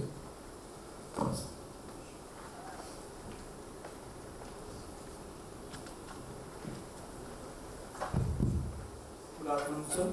I am Abhinav Soni. So my question is, how blockchain technology plays a crucial role in fintech? How does it affect fintech? So it is supporting fintech, it is not affecting fintech. So blockchain is part of fintech. So our entire journey is under blockchain technology.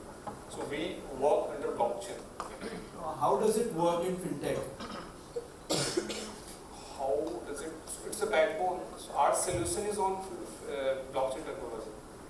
Okay. So it is not clear again. Just, you can just. Actually, I just want to know the framework. Framework. So blockchain is basically open technology. It's a shared information. So as I said, it's a relationship between buyer, seller, and what is it about MR exchange? If anybody recall? Buyer, seller, and the bank. Correct. So most important, attentiveness. If I am telling something, it is for your career. If your boss is telling something, your professor is telling something, you have to note it down. This is very important because you are going to implement for next 2 years. So this relationship between buyer, seller, and banks. So we share this information to the buyer, seller in open ledger to all three pillars. So this is how this technology works. It's open sharing. Thank you.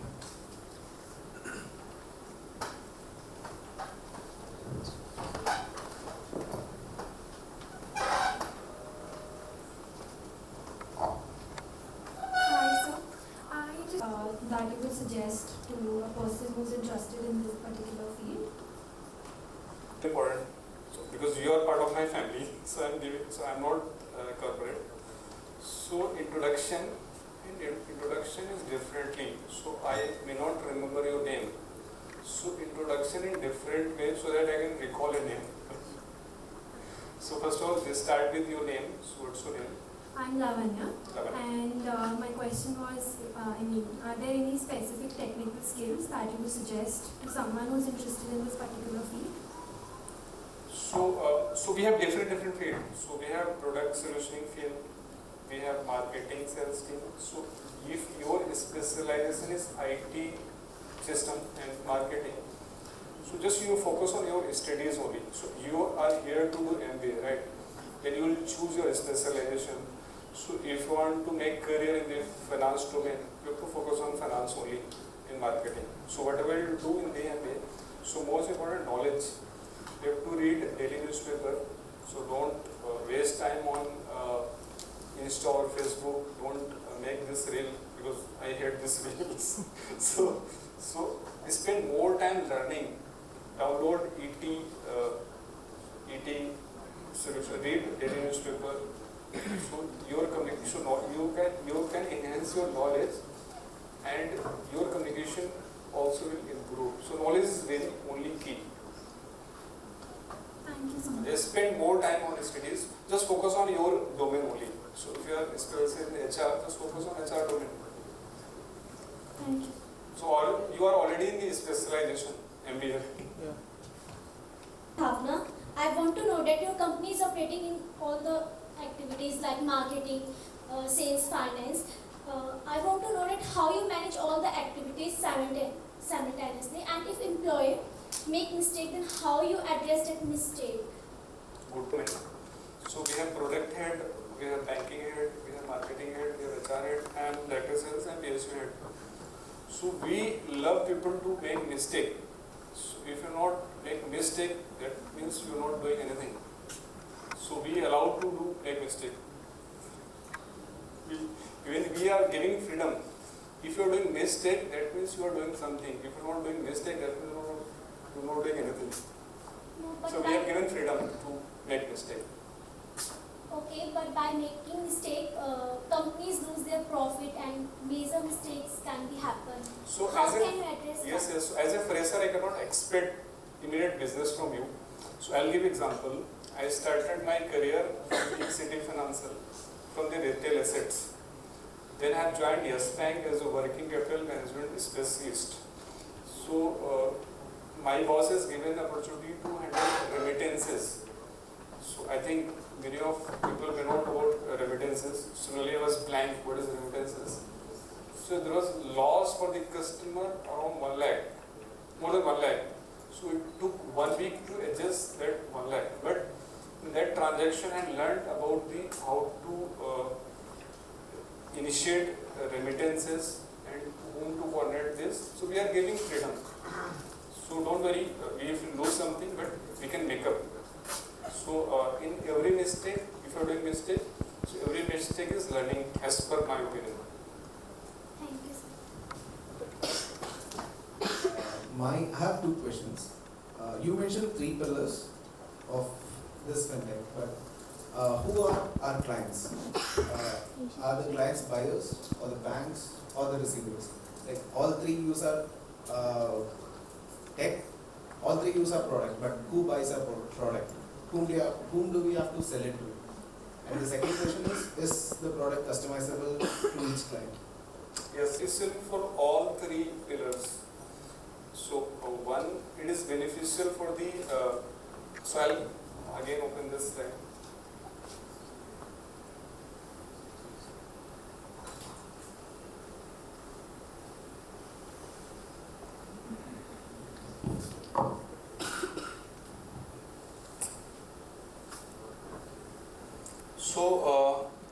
So we have 3 pillars, right? MSME. So what is the benefit of MSME? So no recourse to the MSME.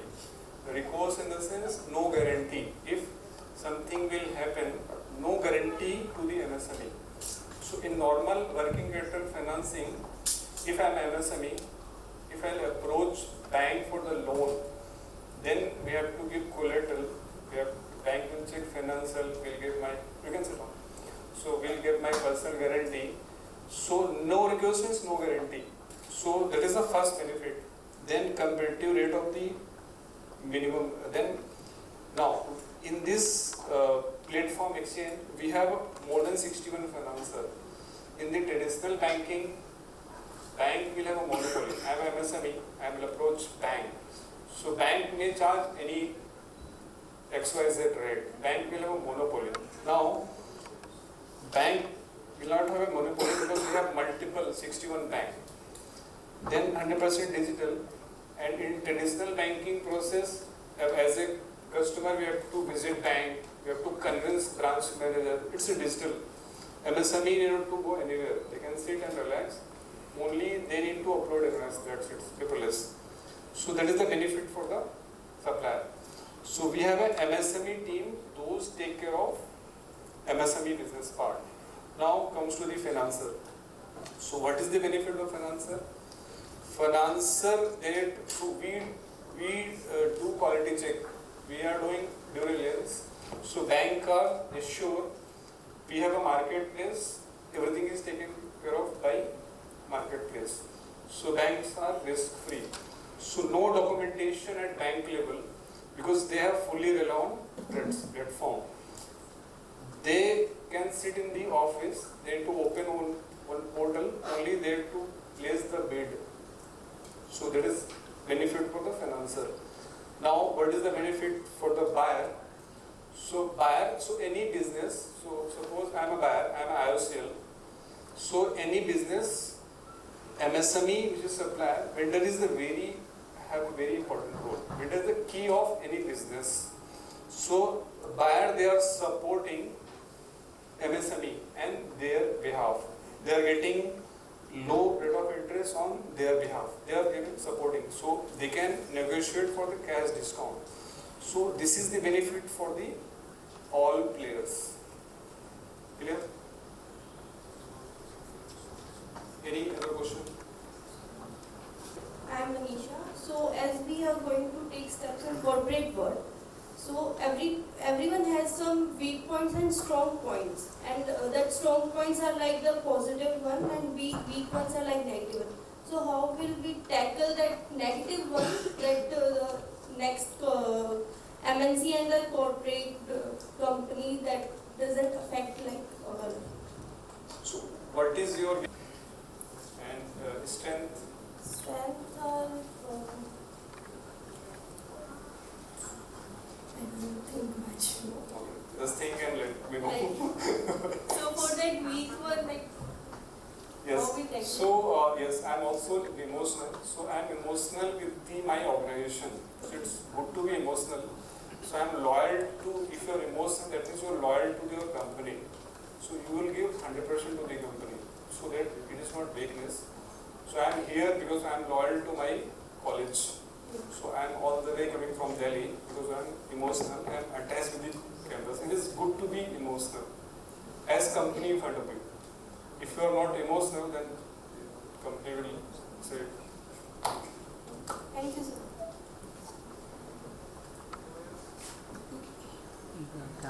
And some are at like that level which who are not involved in any decision making.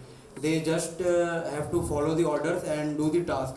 So I have some experience in observing that that kind of associates are not doing the work in a progressive way. They are just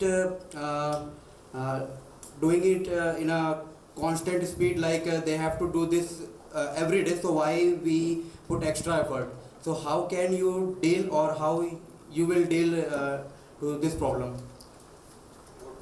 So you will work and just be passionate, just hard work, patience and learning. So whatever you do, it will be counted. It is not just that management is not watching. Suppose Vikas is outside and under Vikas we have 4 people, 3 people. Under that people we have more than. But so I am a parent because I have to take care of entire family. In my team we have 20 people.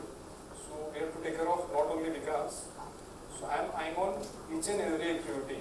So while sitting here, I can check, even I'm checking what my team is doing. So there is, as a parent, as a leader, that is my responsibility. If you are doing the right effort, then your effort will be counted. So management is watching each and every leader to win. So you have to give 100%. Okay, thank you. The same thing when somebody is applying for loan. What newly that we do, bank doesn't do. Can you please tell, sir? So yes, so share from the, so you are trying to buy share of Reliance. So how you will buy? So we will check what are the PE ratio and how is the first. So from where? So from any other. So you have NSC and BSC. So BSC and NSC, they are doing proper due diligence, right? So you have a faith and trust on BSC and NSC. So similar activity we are doing. We are doing all due diligence. We are checking their financial strength. We are checking their rating. So we are checking their past performance. So based on bank have a trust on us. So that credit assessment is done by team. So we are exchange actually. So banks in these three pillars, they have a full faith on us. So we have a, this is pretty important. So they just outsource this part, banks. So we are exchange actually. They are not outsourcing. So RBI has created one marketplace, so like Amazon. If you buy anything at cheaper rate, you have to visit Amazon, right? So similarly, we are a marketplace for the invoice discounting created by Ministry of MSME. We are working under certain guidelines, RBI guidelines. Yes, So thank we you, have a sir. full faith and trust on us. Thank you, sir. Affect the fintech industry largely?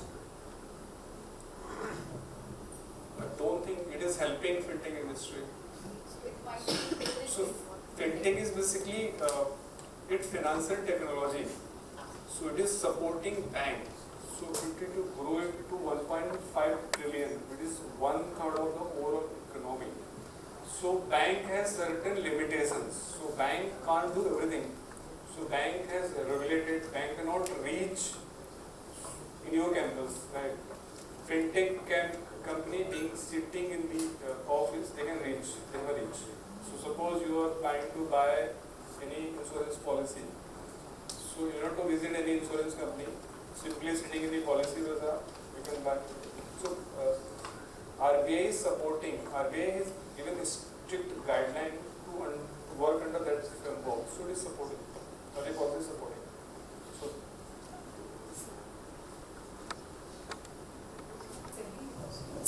Days are coming up with so many restrictions regarding option trading, if I'll say, or the amount of volume that is being traded in the market.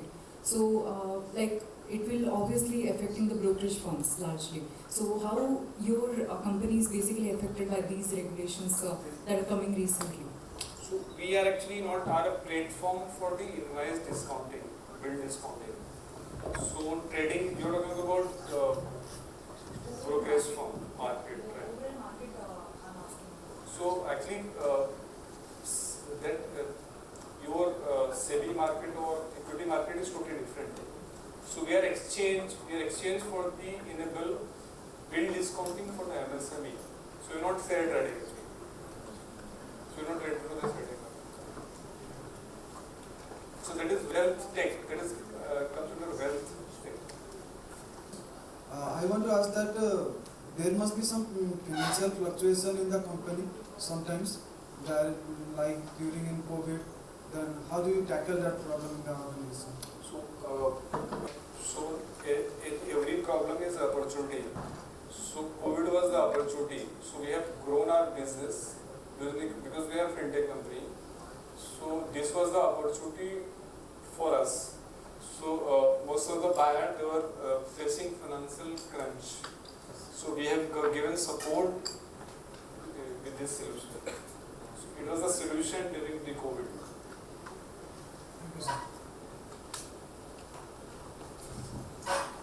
And one exchange different from their competitors?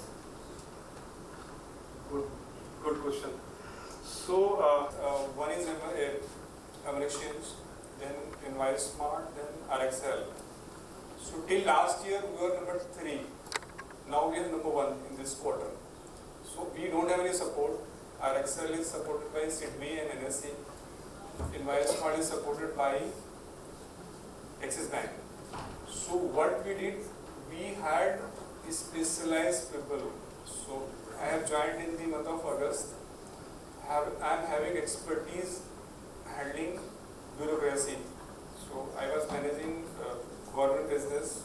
So I have contact across the country with the top bureaucrat, top PSUs. So we had specialized people with the specialized domain. We have own technical solution, and rest of the two companies, they outsource their technology. We have own technology team. So we have invested more on manpower on technology side. So that is our USP. So that's why we look for people from the Pune campus. Thank you, sir.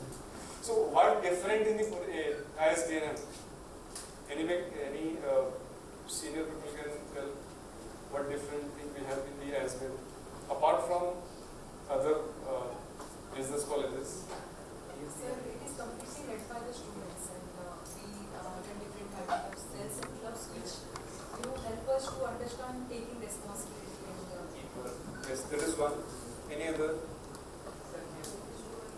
First of all, clear, then it becomes makes us action oriented.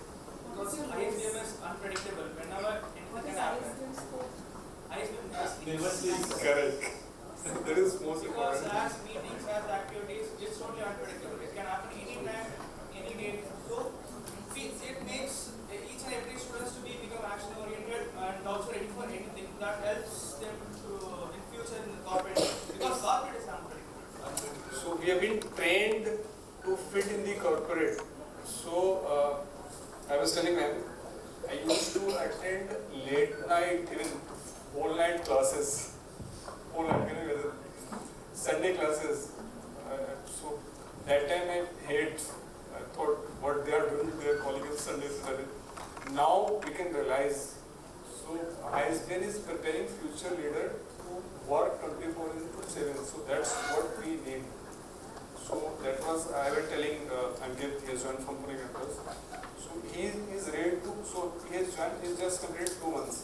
But I can fully rely on Ankit, we are given full responsibility because he is attentive and he is available 24/7.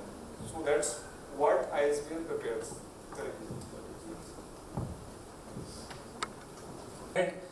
I am very proudly saying that I was a part in M1 Action during my summer internship, and I find myself the luckiest one from my batch because in M1 Exchange the working culture as well as the peoples there are very supportive, and sir, I want to tell you that you are not just a good leader, but you are also a good trainer as well. I still remember on my first month of internship, you were in Delhi, I was in Bangalore, and you keep calling me every day asking how was your day, what did you learn, and because of you I have learned so many things in just 1 month. And I also want to thank Vikas sir, my boss sitting on this sofa. Vikas sir, please raise the hand. First time, and finding a great boss like Vikas sir was very difficult and was very rare. I was expecting a great aggressive boss who will be torture me day and night, but Vikas sir was just opposite. He was keep telling me that I was going to him to asking questions, sir, I am very confused. He was like, अरे आराम से कर यार, तू इधर सीखने आया है, टेंशन लेने के लिए नहीं. So sir, thank you so much. And he was the one. On my last day, we were having party on M1 Exchange. We ordered pizza. They cut cake for me, and Vikas sir was like, who told you to order pizza for everyone? बता साले को अभी ठोकता हूँ करके. So sir, thank you so much. And Brijesh sir, I am not going to ask you a question. I am just going to ask you to sing. As you told us, you have a new hobby during COVID that you sing a song. So,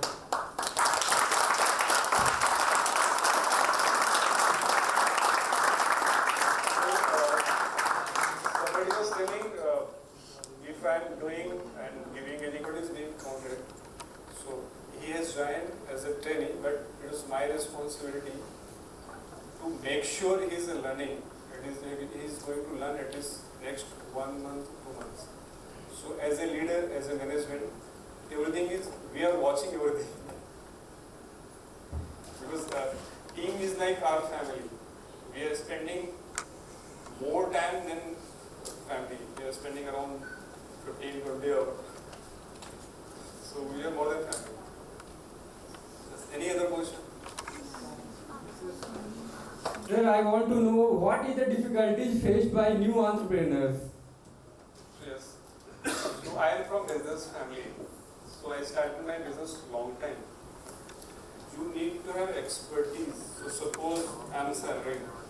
So 99% people is thinking to run business, even 100%. Everybody is thinking to run business. So if you want to really run business, you have to learn first.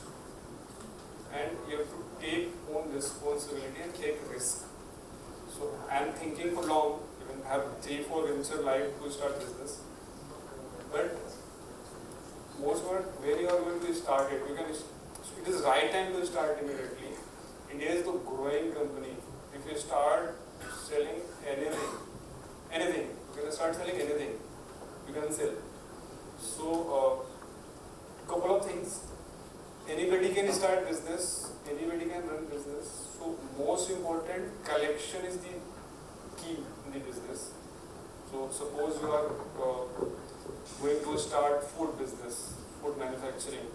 So people will ready to take your supply, but collection, receivable, payment is very important. That's the key. So if you are having expertise on collection, collecting money from the market, so then you will succeed. Sir, one more question. It is compulsory, trainer?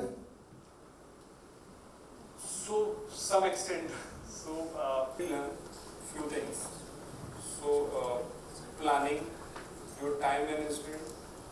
In traditional business, so I have traditional business. So, my brother is starting at 12 o'clock. But you have a time. So, as a salary, you have to start at 8 o'clock. So, time management, self-discipline, what you can learn in during the job period. You can walk for 3, 4, 5 years and you can start your venture. It is good to start your venture. Thank you, sir.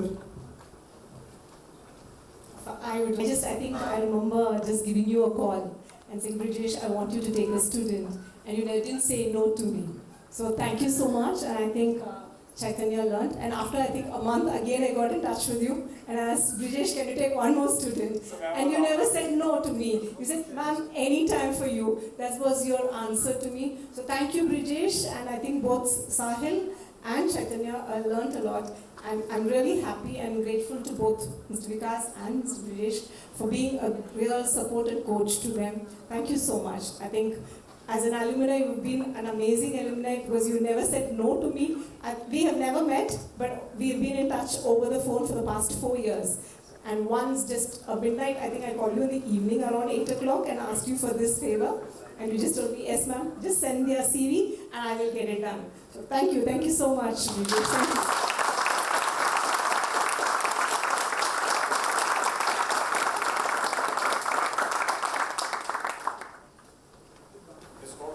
Every question, but you have to be participative in any contest, anything. Just part of that discussion or any agenda. You have to participate in each and every. It is most important for next 2 years. Sir, आप भी participate करके गाना गा दो एक.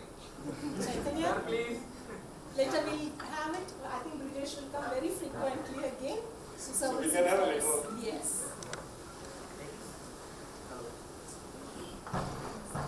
So I think that's it from my side. Hello Brijesh sir, good to see you again sir. Last question. Sir, I would like to know about sir M13 platform sir, because I was more curious about M13. So can you please tell me a little bit about this? So we have different ventures. So one is trades. So trades is regulated. So there is the only solution. This solution for the MSME. So for any central PSU or corporate, they have a guideline from the government of India. 25% procurement has to happen through MSME. Then what rest? Rest is 75% procurement. Anyways, if I am running business, so I have to do procurement. Then we have a solution called M2 Mind Fintech, wherein we are catering non-MSME segment. So that is M2 for non-MSME segment. We have a separate setup, separate team. Then recently we have started one more problem in country. If you are into export-import business, for invoice discounting there is a lot of struggle. So this solution is, we have entity based on Gandhinagar. So this solution is created by under international factoring. We have foreign bank, foreign buyer supplier. So that is international factory or M3. Thank you, sir. The three entities. One more is a venture we have started recently. It is MSME to MSME discounting. So 4 ventures we have group as a group. I think Kadopus.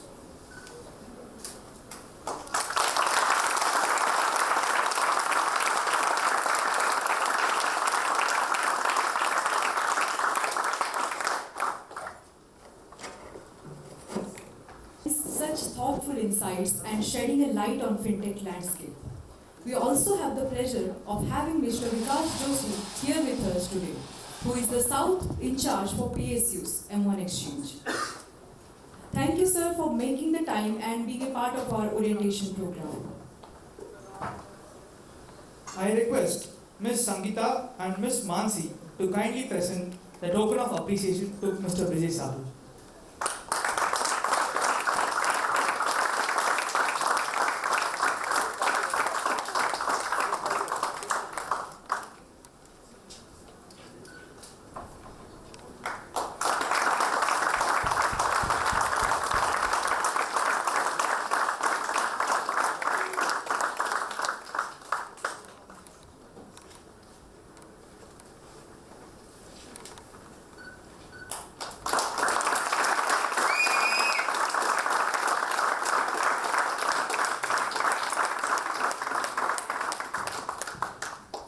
Now, I request Ms. Shipra and Siddharth to present a token of appreciation to Mr. Vikas Joshi.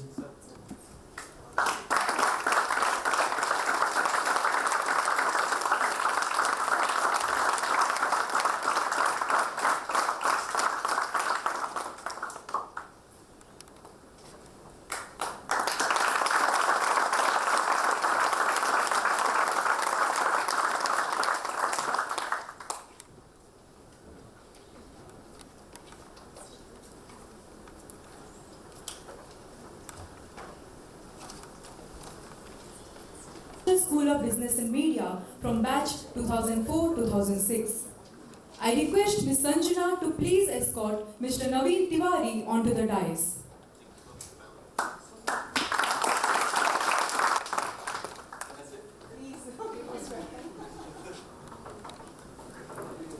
Sangeeta to present Mr. Naveen Tiwari with a floral bouquet.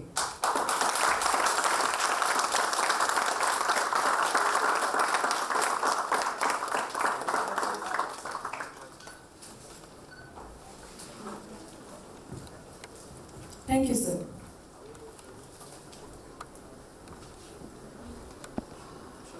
With extensive expertise in wealth management, banking, recruitment, and entrepreneurship.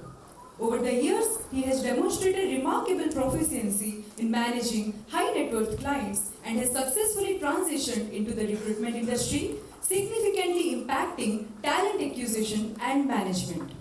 Mr. Naveen Tiwari is currently the co-founder of Scrabble and Jigsaw, pioneering such firms that focus on creating long-term value and building strong relationships within the recruitment landscape. Before embarking on his entrepreneurial journey, he held key positions at Michael Page International, specializing in private banking and wealth management, where he matched talent with opportunities across diverse financial sectors. His distinguished career began in the financial service sector, where he excelled in various capacities at prestigious institutions like UBS, Barclays, and Kotak Mahindra Bank. Mr. Tiwari's academic journey includes a postgraduate diploma in management, specializing in marketing and finance from ISB&M. His active involvement in various student societies and leadership as Vice President of Student Council highlights his leadership qualities and dedication to excellence. Mr. Naveen Tiwari's journey is a testament to his multi-faced talents, strategic acumen, and unwavering commitment to excellence and innovation across various industries. Sir, we are delighted to have you today, and thank you for taking the time to be a part of our orientation program. Please give a huge round of applause for Mr. Naveen Tiwari.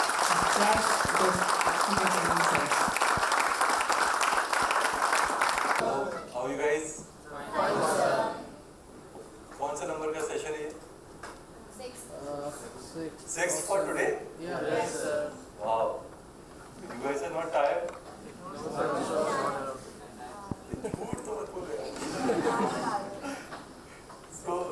So how many of is everybody who's not comfortable with Hindi here?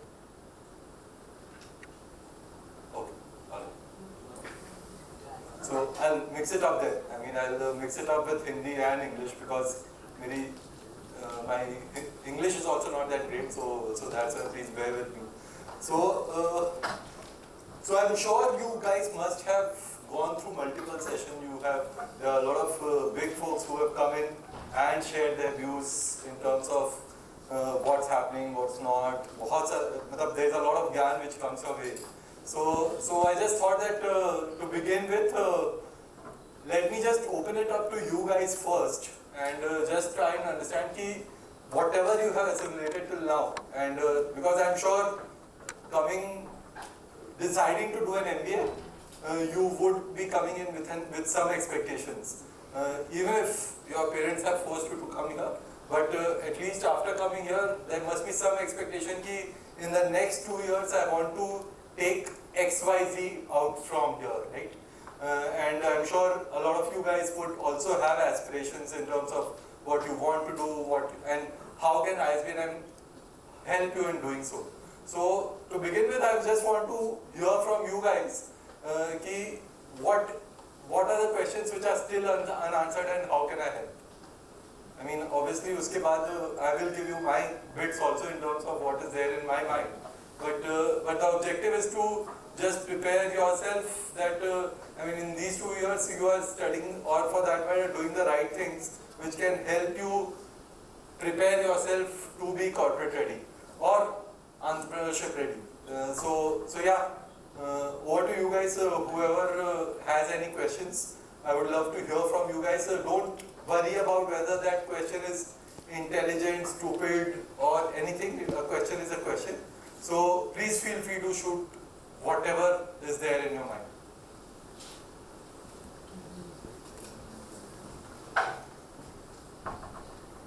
Question ke baad? Okay. So basically, so thankfully, I had a 16 years ka corporate career before I chose to become an entrepreneur. Obviously, when you choose to become an entrepreneur, at that age, I mean, so I was almost 38 when I started Scrabble and Jigsaw. I mean, many people will say that it's too late, many people will say it's too early. So when you start early, it has its own advantages and disadvantages. When you start late, it also has its own advantages and disadvantages. So when I started my career with Kotak, 8 years I was a private banker or a wealth manager during the start of my career. And then I transitioned myself into the recruitment business. So in recruitment business, unlike the popular belief, it is a hardcore sales role, right? Wherein you are approaching clients and then, I mean, getting those clients on board, etc., etc. So there's a lot of sales which is involved. So if you want to build a career with a recruitment company, don't think that I want to become an HR professional, that's why I want to become that's why I want to join a recruitment company. If you want to build a career in sales or marketing, then this can be the right career option for you. So when I started my career with Michael Page, and then I moved to Native, so approximately 7 years I did a job in recruitment industry before I started my own. So thankfully, there was a lot of network which was already built. I kept speaking with a lot of private bankers, I kept speaking with a lot of companies, and recruitment is a business which is very people oriented. So for example, how many of you would know who is the founder of Uber? How many of us know? Who is the founder of Tinder? So what happens is that if there is an app-based business, you would, and do you guys know who is the founder of Ola at least? Bhavesh Agarwal. So see, if in an app-based business, your app is your interface. So उसमें क्या होता है कि उसमें people involvement is not very high. But in a recruitment or service-based business, a person is giving you service, right? So the person's capability will be dependent on whether you stick with that person or not. So when I was serving the clients kept telling me that it doesn't matter whether, so many of the clients still have saved my number as Naveen Tiwari Michael Page. So they don't even know that whether I moved from Michael Page to Native to now starting my own business. Candidates, whenever they have questions regarding their career, they call me. When clients have questions regarding the fact that they want to hire somebody, they call me. So people make this business. So because I was in such a business, wherever you guys are not able to catch the drift, please feel free to ask a question. But because of that, what happened is that when I moved from Michael Page, I moved my clients to Native.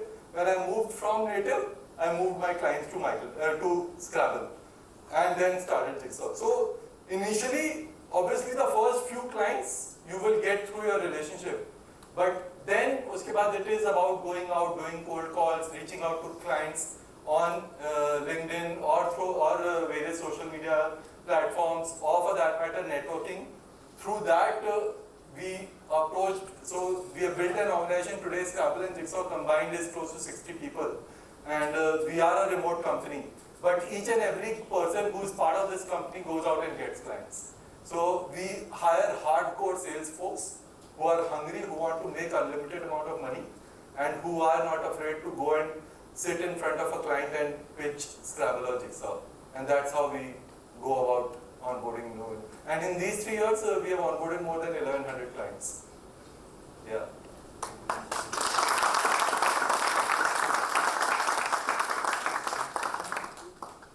I think you, आपके पास भी आऊँ. I'll come to you. I'll come to you. Raghav. Okay. My name is Shelly. Shelly. Martin and I, we worked with Trust Group. So we coordinated with Scrabble a lot during the 4-month period of our internship. So I was wondering why the name Scrabble or Jigsaw for that matter. Sure. Is there a specific reasoning for it?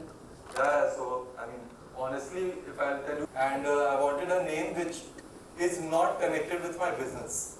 So whatever business I want to launch, I can launch under that brand. So if I would have called it XYZ Human Resource Company or XYZ this company or that company, then it would have been, then I was forced to do only recruitment through that name. But so we were looking for a business neutral name. So that's why we thought of, so for example, right now they have company High Risk or it's connected with hire or recruitment or whatever. But the fact that we chose Scrabble and Jigsaw, so first we launched Scrabble. So Scrabble as a game, what do you do? Have you guys played Scrabble? Build words with the letters you have. Yeah. So what is recruitment as a business? You bring clients, you bring candidates, and then you create a meaningful relationship out of it. So similarly, you bring disjointed letters in the game and create a meaningful word out of it. So that's the connection. That was the connection. And when we launched Jigsaw, so obviously we thought that let's think of a board game itself. And Jigsaw also fitted. So Jigsaw does all the junior to mid-level hiring, and Scrabble does management and leadership level hiring. But if you would have played jigsaw as a game, the most difficult jigsaw puzzles are the ones which has very small pieces attached to it, which is very difficult to find and plug in the right place. So that is why, our punchline is jigsaw, every piece matters, which means that irrespective of however senior or junior the person is, the junior ones are the most difficult to find. So that's why we have created that jigsaw as a brand. So this is the reason why it's challenging. Clear? Yeah, thank you. Okay, cool. You are While having digital facilities and all these facilities nowadays, which business is more easy or favorable in these conditions, like a product based or service based? Service based business is the easiest to start. Sir, but with all these facilities, there are more competition in service based. So you asked me start, not to operate. Sir, please add operate also. Okay. So to start a business, service-based business is the easiest to start, because what you can do is that you can say that I have a skill in this particular department, and you can use my service, and I will sell my services to earn money, right? So, for example, recruitment business is a service-based business. In this, the only capital and demand which we require. So I always say that recruitment business is not a very difficult business to understand, because even if somebody is only a school ka pass can do this business. So it does not require too much of brains, but it's not an easy business to run. So it's a simple but not easy. So why simple? Because all I needed to start this business was a phone. Everybody has a phone, and then everybody has a hopefully laptop. Nahi hoga to fir borrow kar lena, but it does not require too much of capital. So to start, but in a product business, you need to first find a techie. If you want to build an app, you need to first identify which space you want to operate in. Okay, I built an app now. I built a superb dating app, which will compete with Bumble or Tinder or Truly Madlies of the world. Now, how do people know about it? I have to pump in a lot of capital to advertise. So, it will require a lot of running or moving pieces to just start and take off. Jabki in a service business, you call me today, for example, a maid is also selling me services. So, maid is also service business. She came, monthly check, paisa mil gaya. So she is also doing a service business, but a maid can't start product business. No offense meant, that there can be geniuses, but the probability of that person to start a product business will be very, very difficult. Everybody understands what the product business does? Okay. Or else if I want to start a soap brand, I'll have to find a manufacturer, I'll have to find raw materials, I have to pump in a lot of capital before I start making money. So access to capital also becomes very difficult. So that's why running wise both businesses are difficult to run. In my opinion, service is slightly more difficult to run because it's very people dependent. Till the time good people are with you, the business will do well. If people leave you, you'll have to again build from scratch. But agar app, and so for example, today if Bhavesh Anwal leaves Ola, you would not stop using, nobody knows who Uber's founder is, nobody knows who Tinder's founder is. So it doesn't matter who the founder was, but everybody is doing making that, contributing towards that business, right? So eventually product business does not require too much of intervention, but service business will keep requiring a lot of effort to run. Okay, sir. Thank you.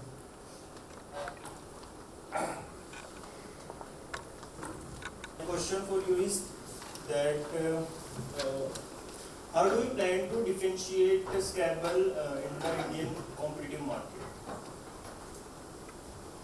So because good question. And most of our clients also ask this question.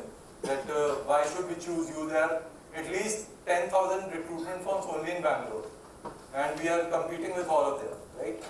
So what happens is that there will be a lot of businesses who will do a certain business, but I think it is very, so entrepreneurship is very difficult thing to sustain. So what happens is that most of the recruitment firms, when they start the business, the promoter who has started the business, they bring in a lot of clients. Okay? उससे business to start हो गया, but then if you have to run the business, you have to create an institution out of it. You have to train people, you have to hire good people, you have to pay them well, you have to keep them motivated. Now this is where most of the recruitment firms end up failing. They end up hiring telecallers, they end up hiring people with very limited aspirations, and they don't want to train them because they will start asking for more money. And that's why they want to keep the business a very, very sole proprietorship oriented business. Now, what happens because of this is in our business you get to interact with a lot of CXOs, founders, CHROs, CFOs. Now to deal with them, it is very, very important that you have that level of client servicing orientation. You need to be on your toes with your questions, answers, but only the founder is capable to do that. If that person has not trained the team in the right way, those guys will falter. And most of the recruitment firms falter that way.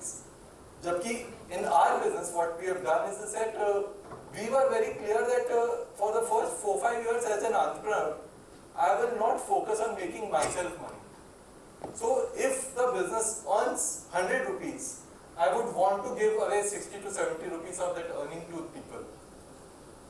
If you give that away, then people will be more motivated. I will train them, I will make them capable, and I will hire the right kind of people.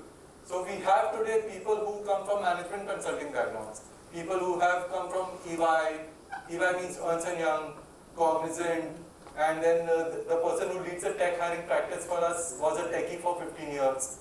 And then he moved to start the tech hiring business for us. Then the person who, the team which leads the finance hiring practice for us is a team of qualified chartered accountants. Then we have bankers, people who had their own startup, people who have worked with Zomatos or Baiju's of the world, done sales there. Those kind of people are working here. So very highly qualified people who know how to train. We hired somebody from the campus also. Her name is Janni, a couple of years back. Now she has become a supremely sharp, trained professional, and any recruitment firm would be lucky to have a resource like that. So we focus a lot on training, and which will result into client servicing. And the moment clients are delighted by the service, they will know the difference. I mean, between SpiceJet and Vistara, which one would you fly? Why? दोनों तो यही बोलेंगे हम तो उड़ाती तो है. Technically what they are doing, taking you from one place to the other, through air, no differentiation, but the look and feel is very, very different. You enter into a Taj hotel, it will be very, very different versus an Oyo. The objective is very different for both hotels, but that is what the difference is. Right? But both are solving their own purpose. So that is how we differentiate ourselves. We tell client once you start working with us from a client servicing perspective, from a solutioning perspective, you will not have to search for anybody else. Yes, sir. You had a question. Hello, sir. I am Mukul Mehta. Sir, in your starting journey, you are doing job. And I wanted to know the reason or motivation behind from doing your job to starting your business. Okay, great. Mukul, right? Yes, sir. Okay. Very well. I mean, so शुरुआत के 8 साल when I was a banker, तब तो मैंने काफी तफरी मारी. I mean, I didn't know what it takes to be successful, honestly. I mean, I still don't know, but I know slightly better than what I was doing earlier. But that's it, sir. So when I was doing it, so one thing which I wanted to also share with you guys is that when I moved into recruitment and I started doing better in that job. So in that what happened is that so what I started understanding is that I never thought of my job as if I'm working for somebody else. I always kept thinking that whatever is said and done, I mean, I will work on this as if this is my own company. So 7 years from Michael Page to Native also when I worked there. I mean, and thankfully they had given me enough freedom and to operate, etc. So I used to work there as as an employee, but I always did it with a lot of very high level of ownership, responsibility, accountability. If I will say something, I will do it, but I will not. I will always be honest about it. If somebody has given me pressure, I will just not say yes for the sake of it. So mindset wise, I was already operating like an entrepreneur. वो आजकल एक नया term आया which is known as intrapreneur, which is for people who are in jobs who are working like an entrepreneur. So वो तो हमेशा ही था, but then this transition didn't take too much of an effort. So I'll tell you why I didn't move and become an entrepreneur. The objective was not to make more money.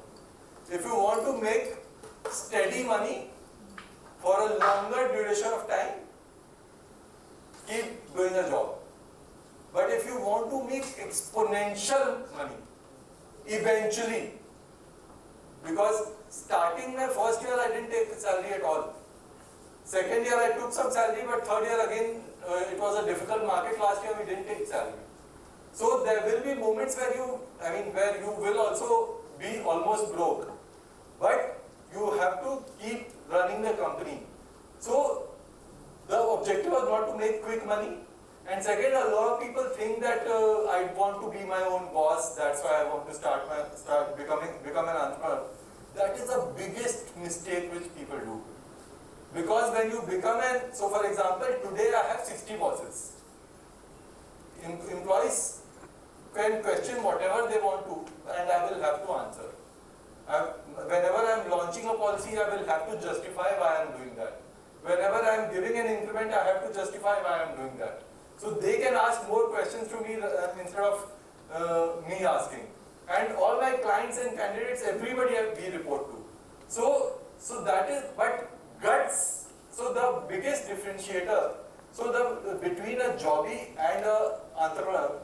So I'm not saying who's better or who's worse, but I feel that there are a lot of skillful people who do jobs, but the biggest differentiation. So for example, a lot of my ex-colleagues from Michael Page are much more skillful than what I am. But the reason why they are not able to become an entrepreneur or build an enterprise is because of the lack of guts. So, guts as in, so there is a lot of fear. So I also run a podcast series of our own. So we bring a lot of co-founders, founders, CXOs on our podcast, and we understand their journey. And what we have understood from each of their journey, one thing which has consistently come out. So we have interviewed entrepreneurs who are 26 years of age also and 50 years of age also, and doing very, very well.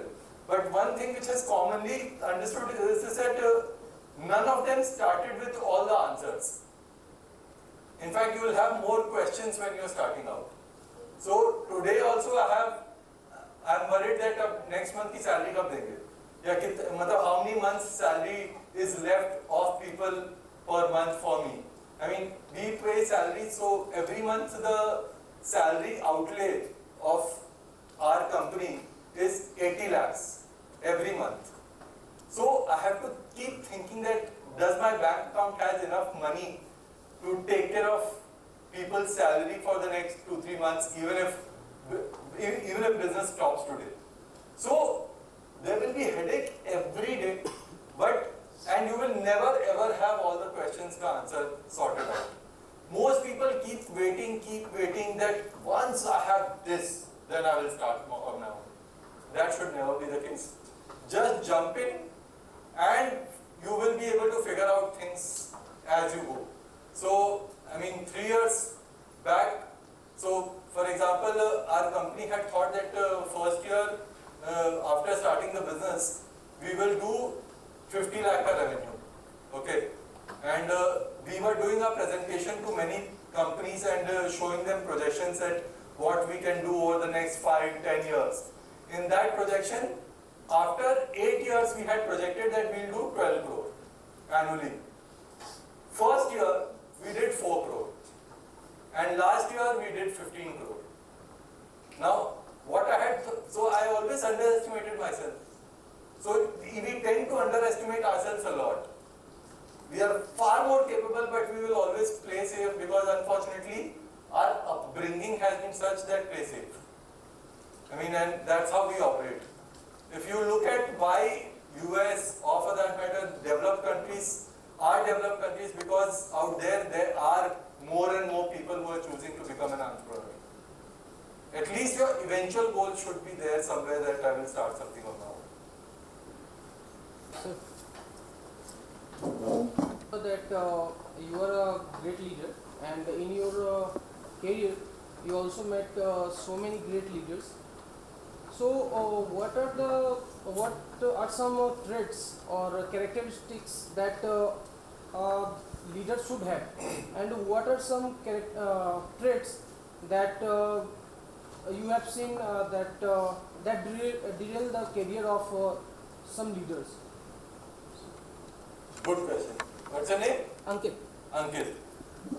So, but ये ना theoretical answer होता है, मतलब वो eventually what will happen is, so the best leaders are those who don't make people feel that difference between them and the leader, in my opinion. I mean, so for example, I should be able to relate to a person.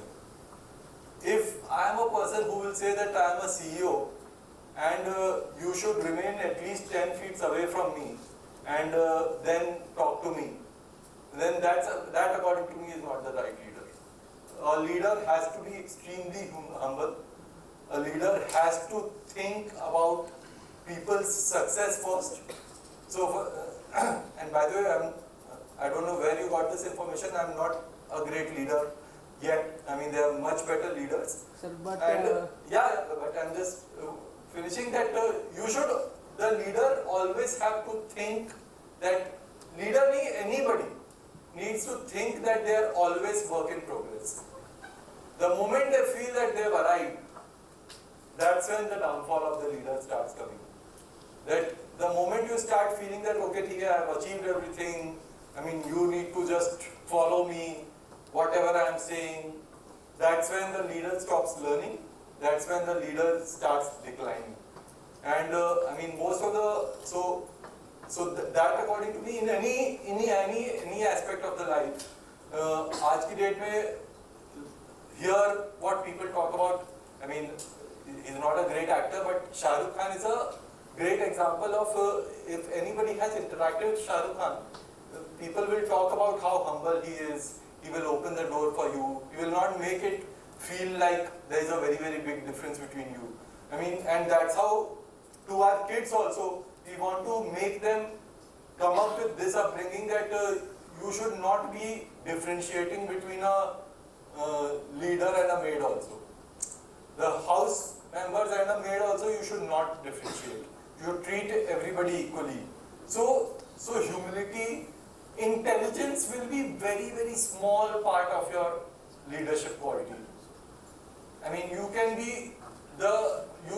may not be the smartest person in the room, but you should be the person who everybody wants to be associated with. And how will everybody want to be associated with is because of your characteristic as a person. Become a very, very nice human being. That is what great leaders, I mean, eventually do. Because if you become a nice human being, people will follow you. People will give you feedback. People will be comfortable to tell you where you are going wrong, and you can course correct and then become a better worker. So I mean, the happiest moment for me was when somebody was working with her, before she was working with us, her salary was close to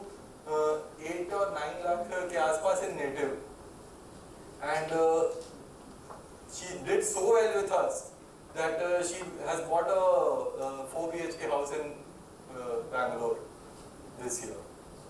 That is the happiest moment for me. Not that I got a better house. I mean, if I'm able to touch as many lives as possible, that would be the, best feeling. One more good feeling which I always get is that a lot of people call me and tell me that, oh, I didn't know that you were the founder of Scrabble. That is a very good feeling because now Scrabble growth is not dependent on me. People are working with so much of responsibility and ownership that they are the ones who are walking and talking like the founder. And the moment I become insecure about it, कि अरे वो मेरी जगह ले लेगा, competition will beat me at it. The moment you start becoming insecure, the next 2 years, first thing which you should do is that try to get rid of as much insecurities in your mind as possible. The insecurity can be about anything. About you sitting here and thinking that मेरी tie नीचे तो फिर लोग क्या सोचेंगे? I can't use those words, but जो भी लोग, whatever people want to think, they can think, but I should be sure about who I am. That's it. Yeah. Good afternoon, sir. My name is Priya. Co-founder, how will you deal with it, sir? The market can be in recession. Priya, you said, right? Mega Priya. Mega Priya. Okay. So, it's difficult question again. It can happen that companies can go down also. So for example, there is a lot of rumor going around that you guys know an academy. Yeah. So an academy is such a big company, it might go down. Baiju built such a big empire. He's almost absconding. Lehman Brothers, when in 2008, they were a 189-year-old company, which got wiped off in a matter of days. So, you are never safe enough. But you have to keep thinking that I just want to survive today.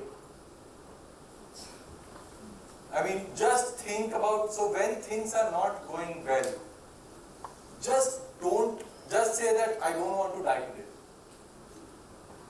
I will deal with it tomorrow. Tomorrow again say that I don't want to die today. My time will come when I will hit a home run, but today is not my last day. But sometimes situation might bring your last day also, but that you can't do too much about. But keep focusing on surviving when things are not going well. Yeah? Personal question. I've seen startups go dormant because one of the co-founder gets satisfied with the income. Yeah. So, as a co-founder who's very motivated to do more business, what would you do? So, this question is, in a startup, what happens is that if there are 2-3 co-founders, there can be one co-founder who is not ambitious enough and satisfied with what they have. But the other co-founder is very, very ambitious and wants to keep going. Is that correct? So, how do you deal with a scenario like this? So, what happens is that every startup or a company will have, 2-3 co-founders, out of which every founder has a certain share basis the kind of effort they put. And usually, the person who is putting in more effort is more hungry.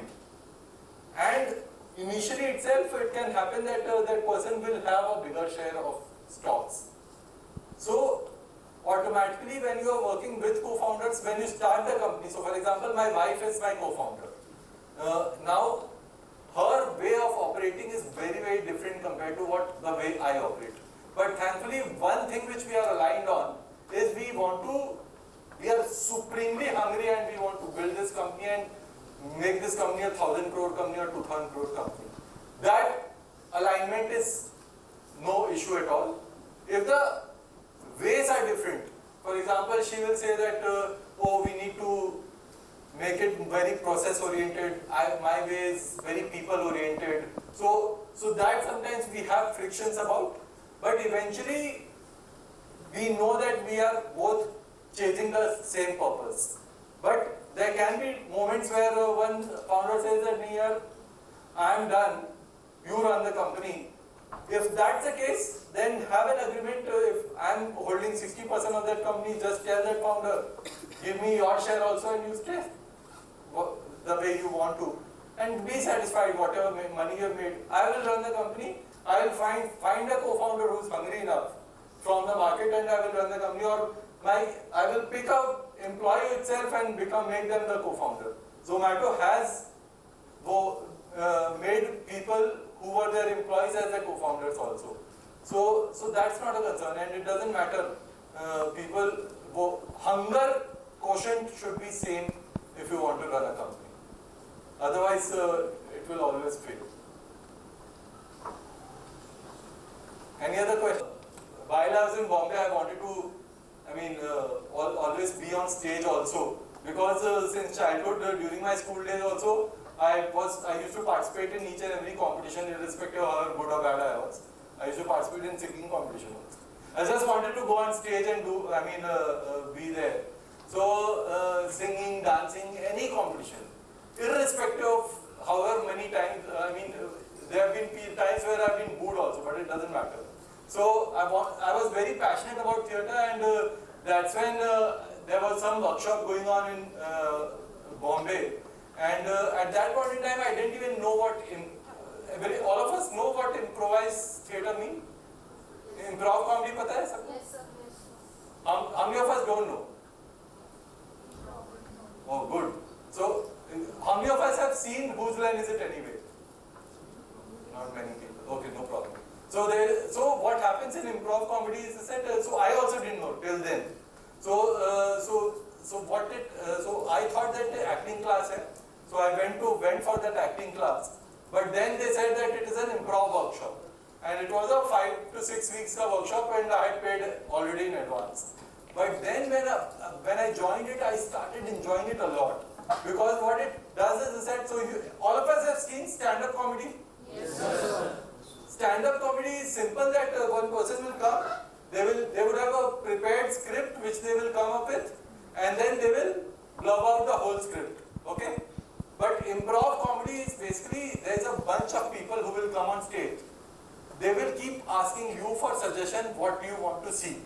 We will not come with a script. We will ask you for suggestions, and based on your suggestions, we will perform on the spot on that suggestion and create comedy on the spot. So that is what I learned, and I am of a firm believer that there has to be something which you are very, very passionate about and you love doing. So for example, eventually when you do a job, it's a very, very high pressure job. So even as an entrepreneur or as an employee. So there has to be some release point where you feel like, for some people it could be drawing, for some people it could be dancing or anything else. For me it was going on stage.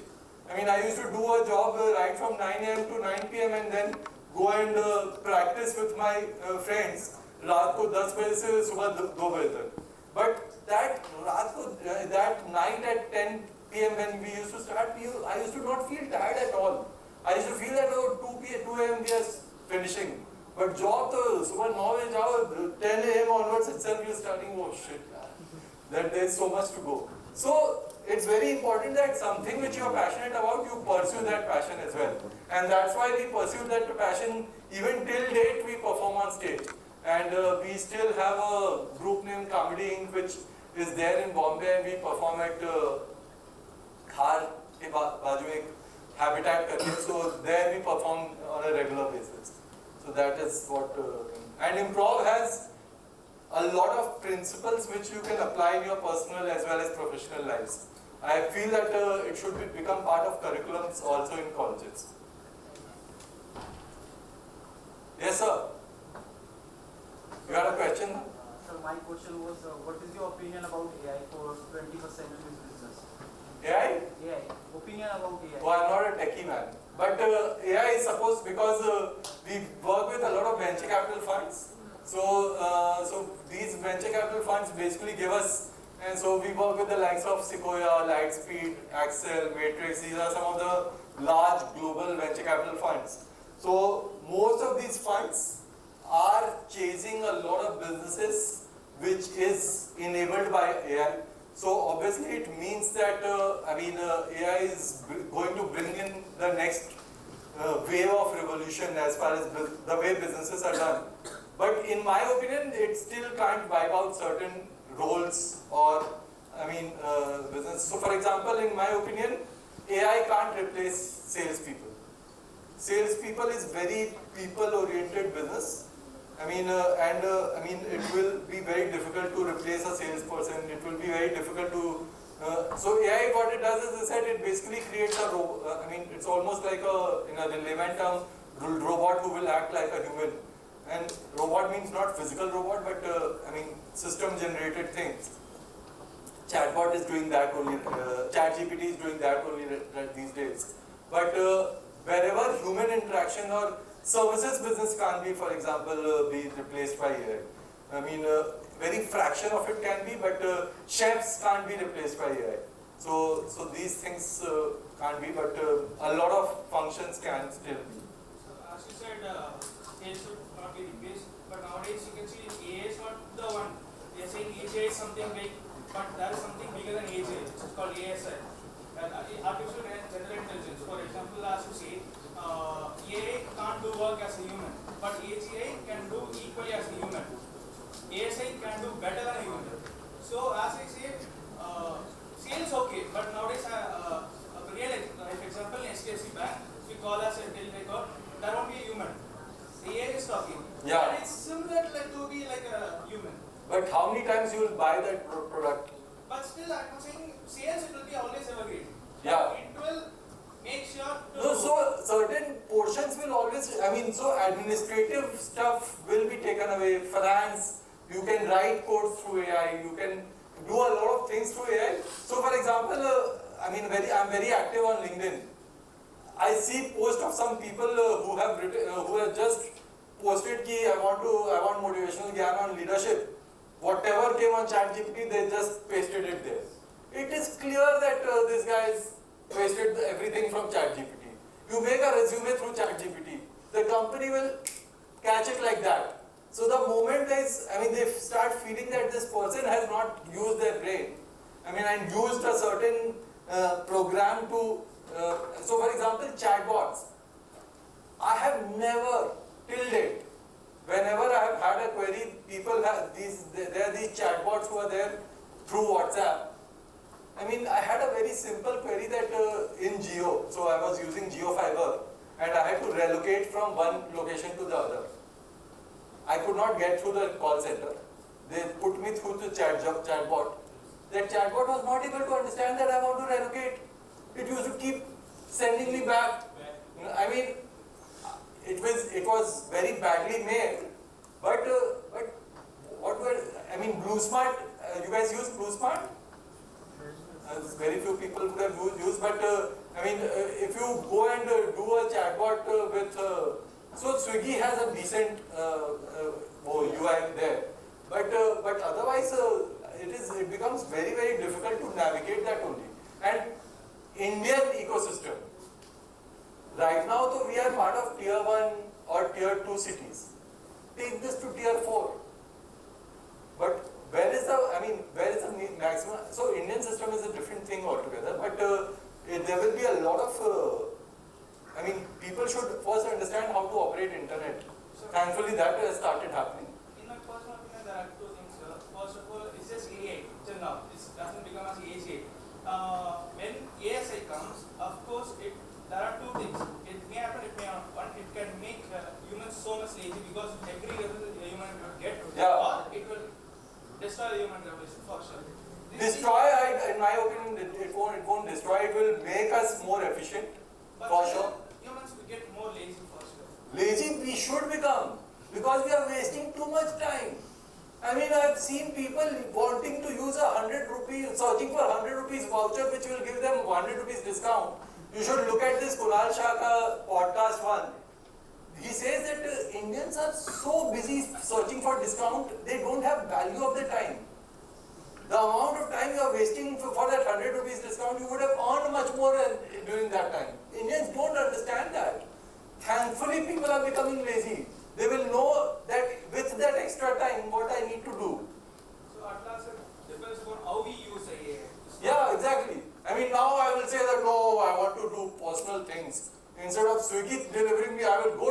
restaurant and get the food. You're stupid! Become lazy, do something better. So according to me, that is the case. But yeah, different people may have different opinions. But I'm not a techie, so my response might be, I mean, coming from less knowledge also. Anything else? No, sir. So what is it? Let me ask. I mean, one question. That what is it? Why do you guys felt the need to do an MBA? Anybody? Anybody wants to share? Better recognition. Sorry? Better recognition From who?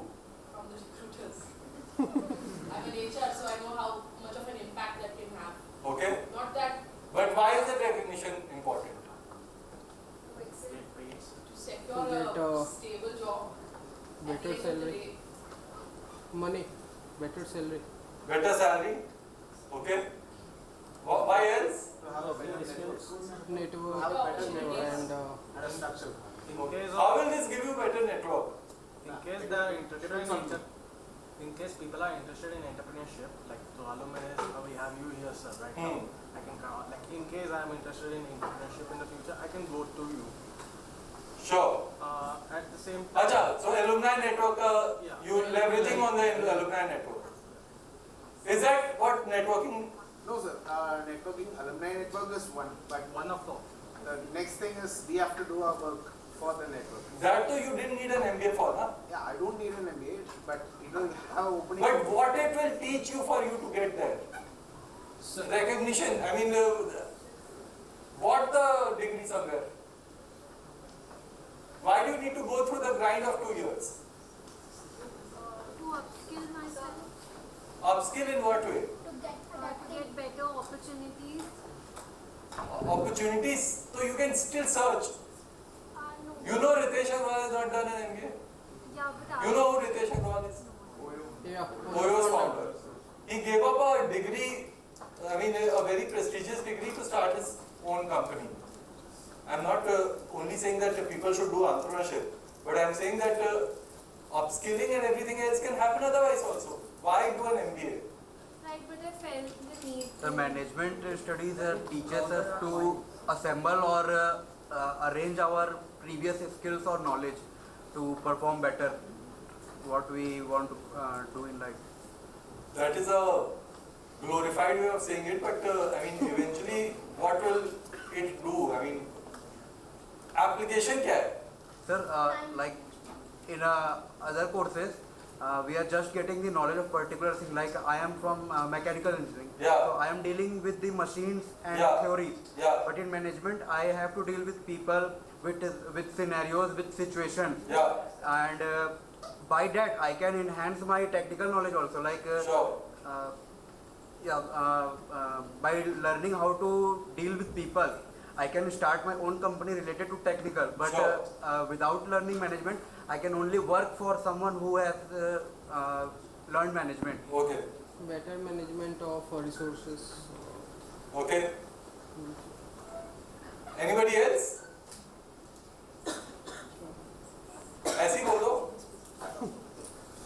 Sir, MBA is a professional course. MBA helps to build a personality and know the entrepreneur's world. And sir, my long-term goal is to become entrepreneur, and MBA helps me to learn time management, financial management. How will you learn time management? Sir,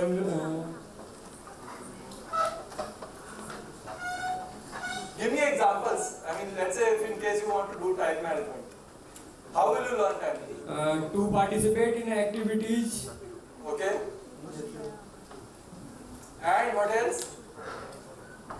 Which book can I give you today which will help you become what you wanted to become when you joined MBA?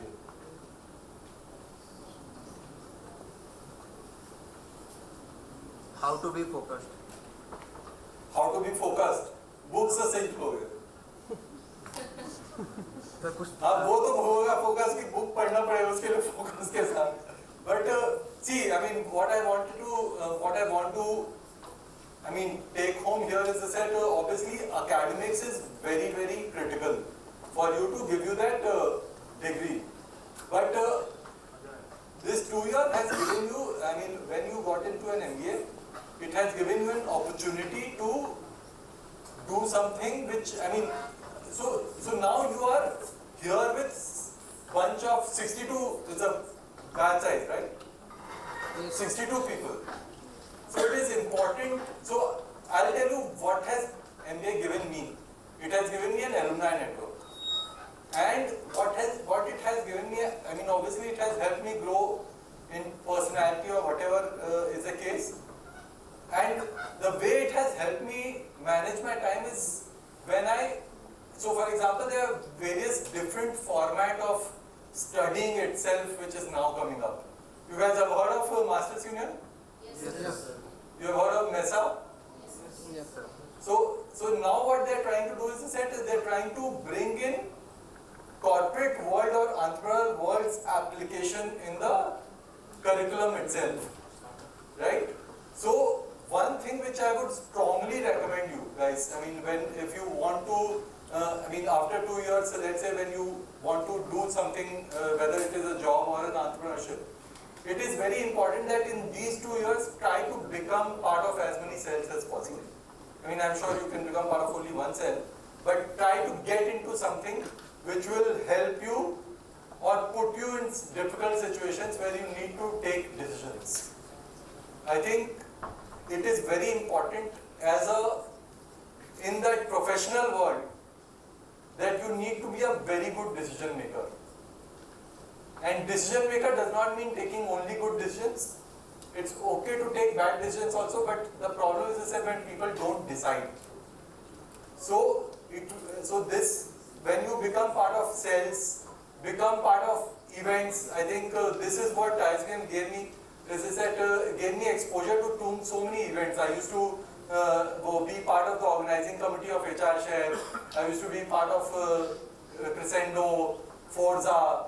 I mean, I wish there were many more such events happening at that time, which gave me an exposure to become part of these sponsorship teams or whatever, I mean, organizing committees and all. So that will give you exposure towards helping you take decisions, putting you in difficult situations, how you will operate. Don't become a bookworm, please.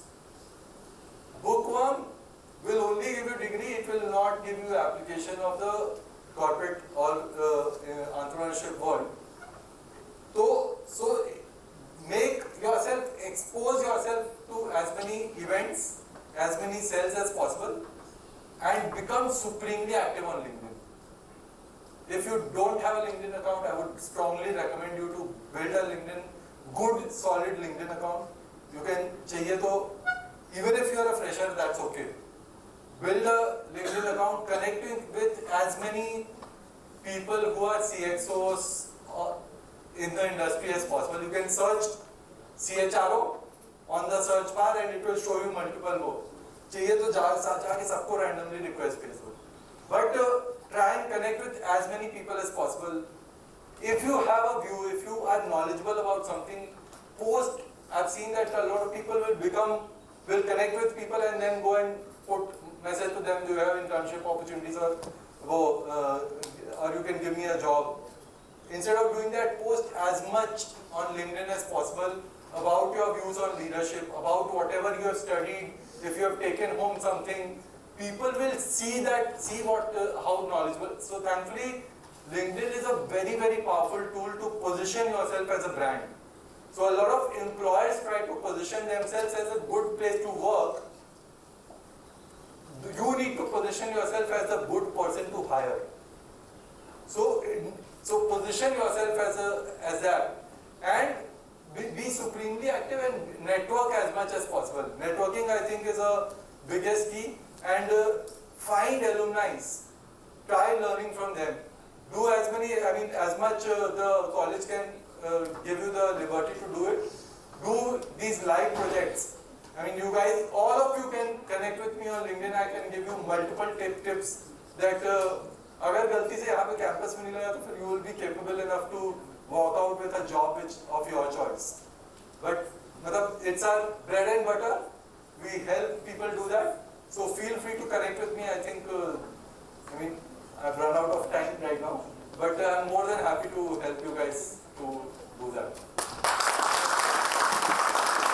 Session about entrepreneurial journey and stating how a great leader should be.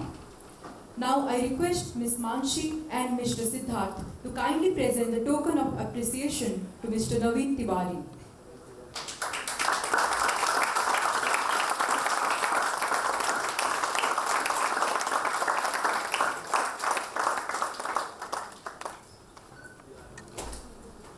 Photo की photo ली जाए.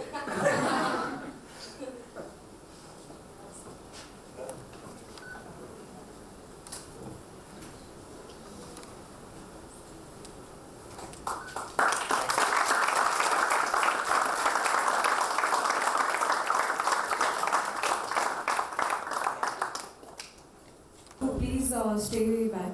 And if any one of the juniors wants to take a short break for washroom, then you just have 5 minutes. You can go and come back as the director will be addressing us. Only the washrooms and whoever wants. Intellectual and professional growth, ensuring academic excellence. Our supportive staff ensures smooth operations and prioritizes student welfare. Together, they create a nurturing environment where students thrive and grow into future leaders. I request Dr. S. Jaraman to introduce our dedicated faculty and staff.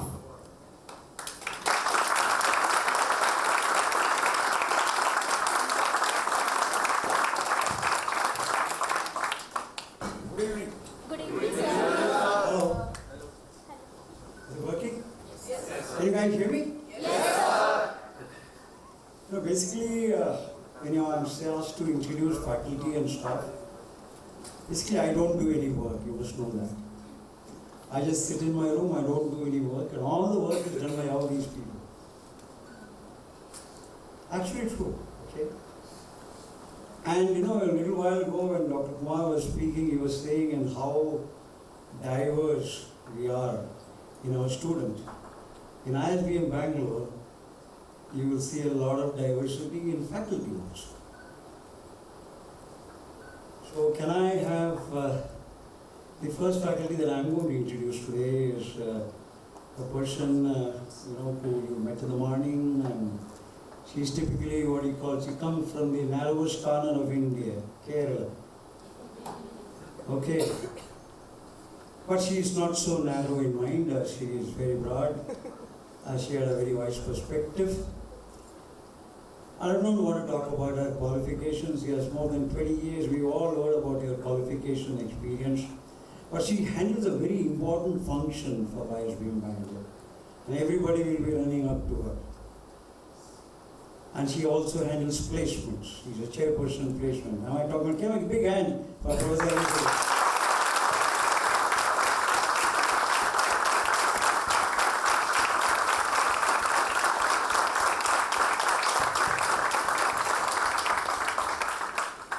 From Kerala, nearby state. We've seen one tall hunk black man strutting about, okay. He finds time to go into the, open gym at 4 o'clock in the evening, even today.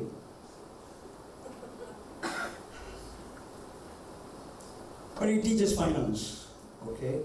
He is a PhD in finance from Madras University. And also an engineer, AMI, has more than about 10 years, 5 years of corporate experience, and then more than 10 years of about teaching experience across. He's been with ISB&M for a long time. He's also the person who handles your grades, your performance, and if things go wrong, and you, the person will catch you. Who is that? So from the neighboring states, from Kerala you to Chennai, you have Dr. Srikanth Parthasari.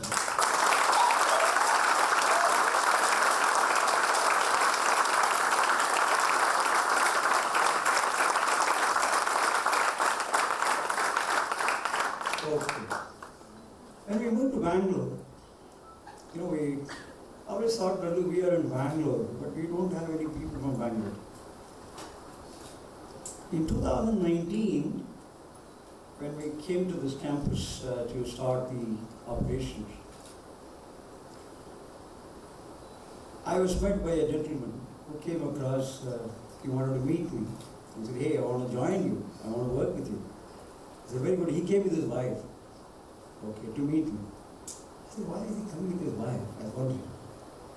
But we had a long chat and I knew I was talking to a guy who could talk anything under the sun. He could talk finance, he could talk marketing, he could talk HR, he could talk analytics.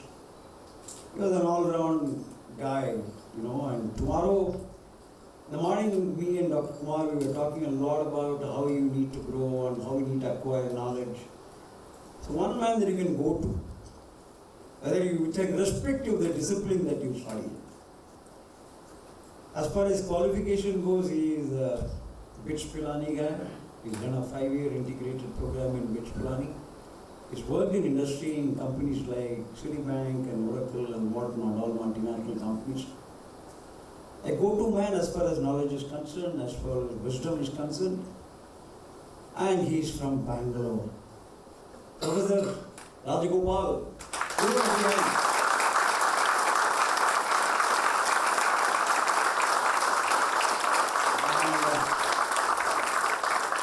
brings with him quite a lot of corporate experience. He's also teaching. He has taught in Amrita Vishwapeetham, he has taught in IFM, multiple colleges. But he's been with us and he is your chief student mentor. So, placement preparation, Professor Rajagopal. Okay.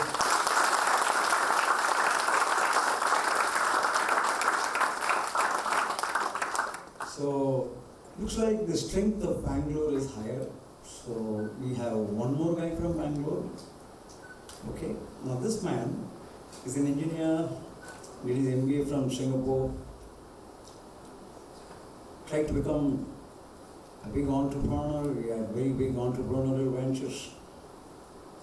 Even today, he supports a lot of entrepreneurs and CEOs of top companies. He advises them on how to run companies. He's been teaching in ISB&M Bangalore as a visiting faculty for some time. Then I coaxed him and he said, listen, hey, you're not going to come over and come. Then he said, no, I can come as a faculty here. So he's been with us for now 3 years. He is also a person, if you want to have an entrepreneurial idea, and you want to test your idea, and you want to do something as an entrepreneur, get hold of this man. He not only teaches marketing, he also dabbles in economics. He runs some few individually, some companies of his own. And a man you can go to for any kind of what you call activity where you have an idea and you want to bounce an idea with him, go to him. Am I talking about Professor Ray Raghunandan?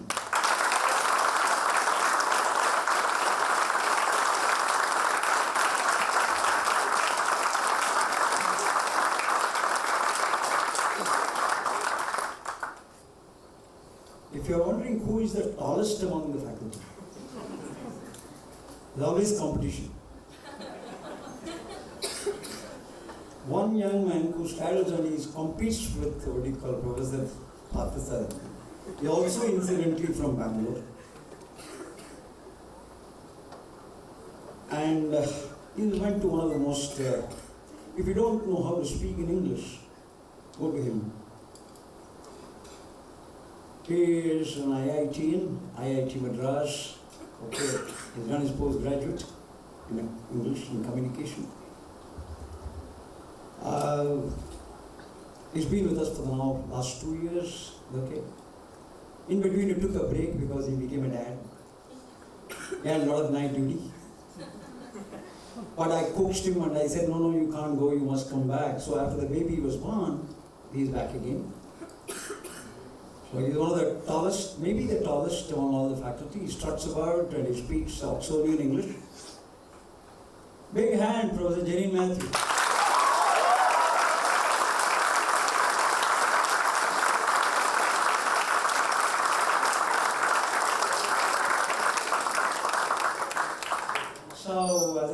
from south we go, where do we go? We go maybe a little west.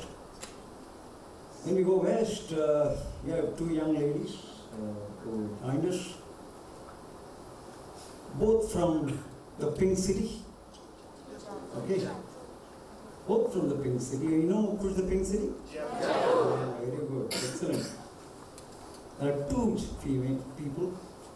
One who is a company secretary and teaches finance, has been teaching for the last 8-10 years. She is the go-to person as far as finance is concerned, apart from what we call Dikampa Sarati.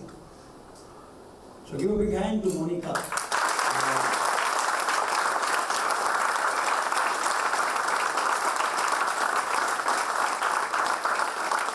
Forwarding to the other most, what we call, person from Jaipur, one who is all decked in lavender today, she's all shining bright.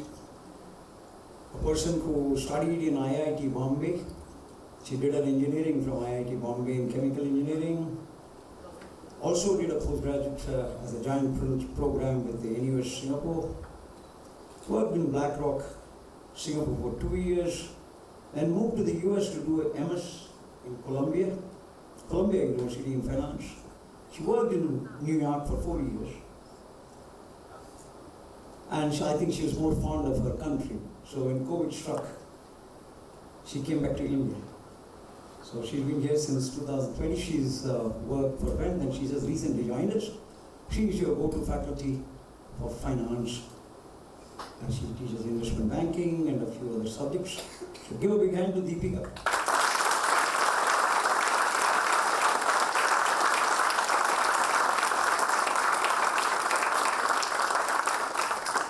So we found from south, we went a little north, and now we're going to go extremely east.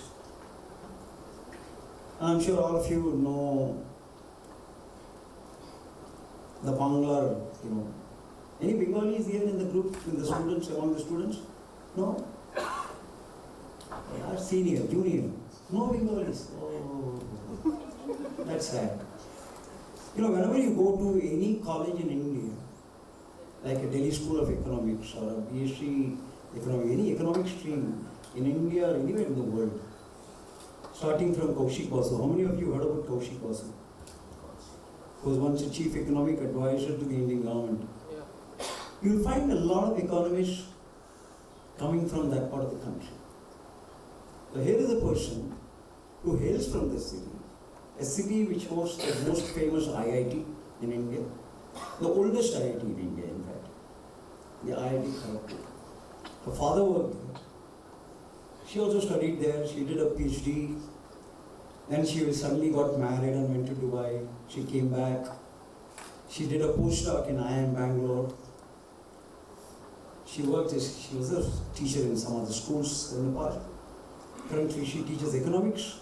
So you have Professor Dr. Riya Bhattacharya.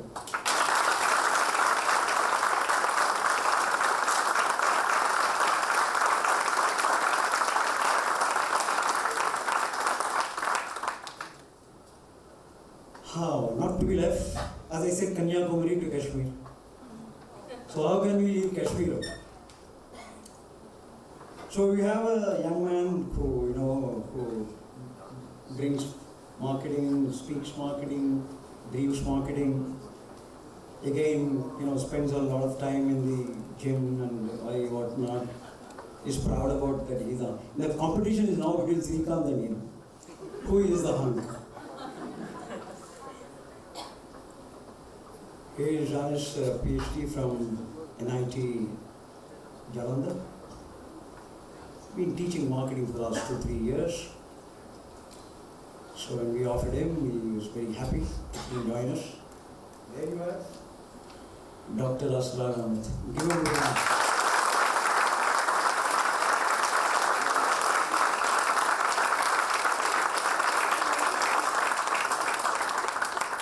Have I completed all, or do you still have one more? What is that? Have I missed out? Who's that?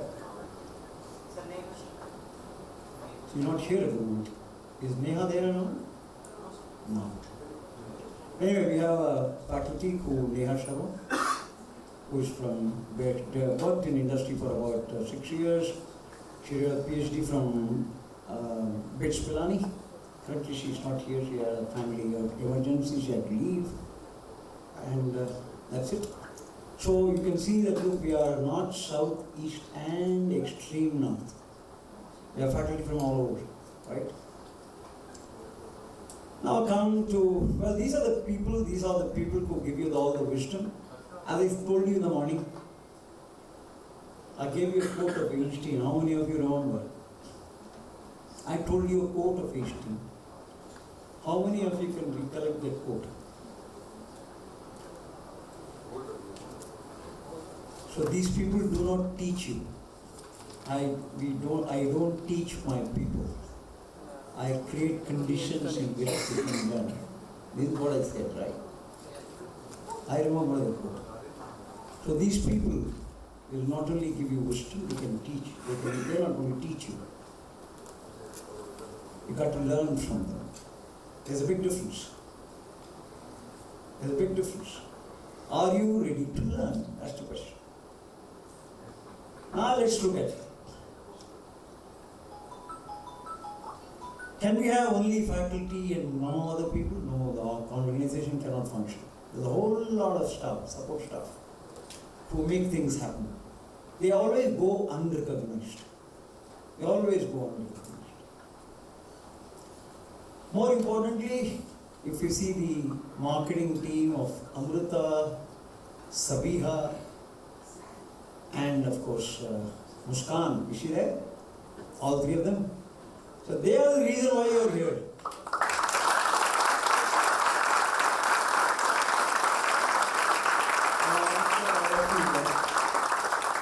They are the reason why you are here.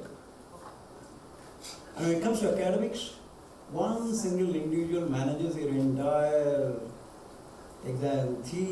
Dr. Srikanth completely depends on her. She is the one who manages the entire academic office. You want your timetable on time, your grades are collected from the faculty, everything all available on time. Can you give a big round of applause for Sahana?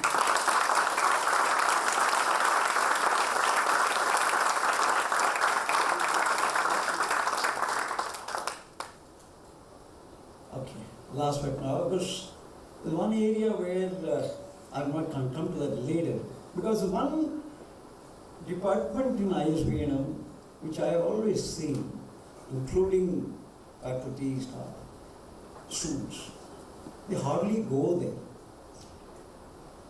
But it is open till midnight, okay. But all the knowledge is stored there. So if you want a book, if you want a journal, if you want to read a newspaper, two people make it happen. There is Gopal Krishna and where is he? There you are. Put their names and Raghavendra.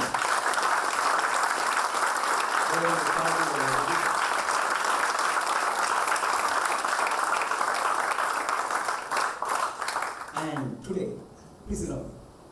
And today if you see all the sound engagement, the video, that happens here.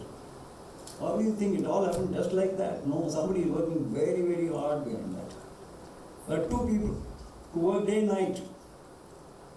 If I am able to talk to you and your sound comes to you and you are able to see those videos and you have the IT lab where all the facilities are available to you and you have wherever you want, you get your Wi-Fi. Yes or no? Yes, sir. Have you all connected to your Wi-Fi? Yes, sir. So who should you thank? Alexander and the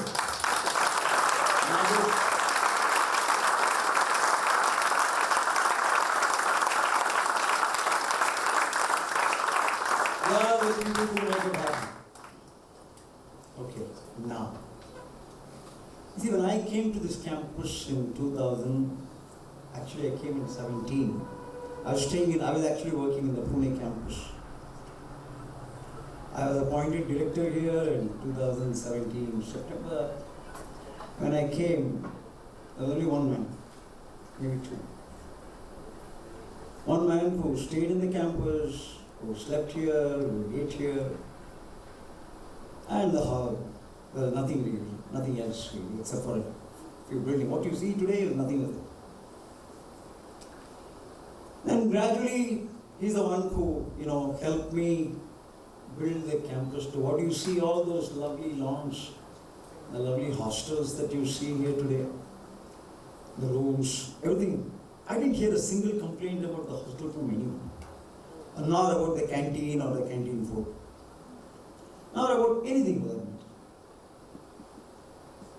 So I think this, actually all the credit goes to one man who's been with ISB&M. I've known him in ISB&M since 2003. He came into ISB&M in 2002. I came 1 year later maybe. And he's like, he has worked in almost all the campuses. He's done many functions. But for the last 7 years, he's been rooted to a, he lives here, brings ISB&M, he thinks ISB&M. He can't think anything beyond it. Please give a big hand to Mr. Om Prakash Mishra.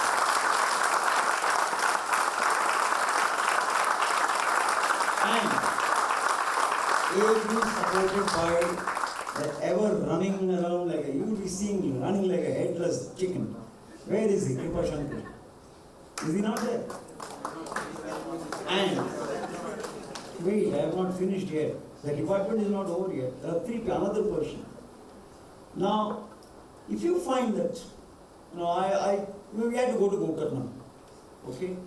I had to send all the students to Gokarna. How do you book tickets? What do you do? Any problem anywhere in the government?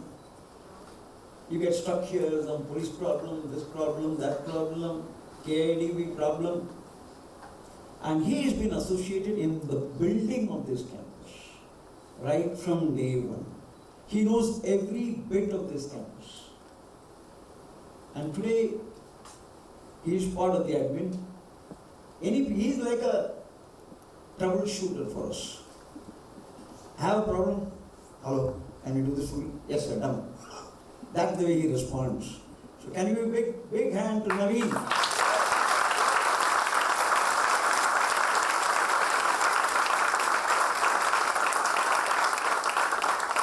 Naveen is your go-to man, okay, for any sort of problem outside, dealing with government, anything.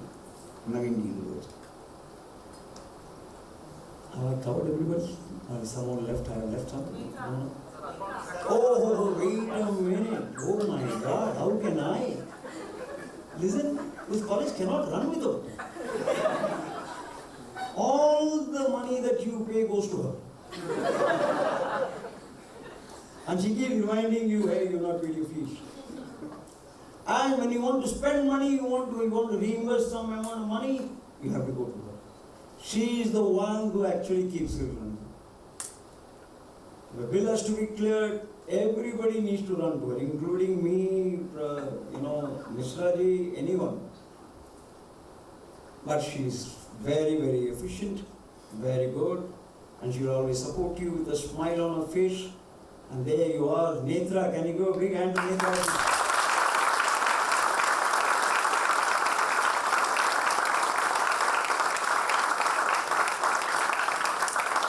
One important secret I forgot to tell you. If there is one foodie, that's Netra. You can't beat her. Anybody wants to have a foodie competition, please beat Netra. I'll give you a prize.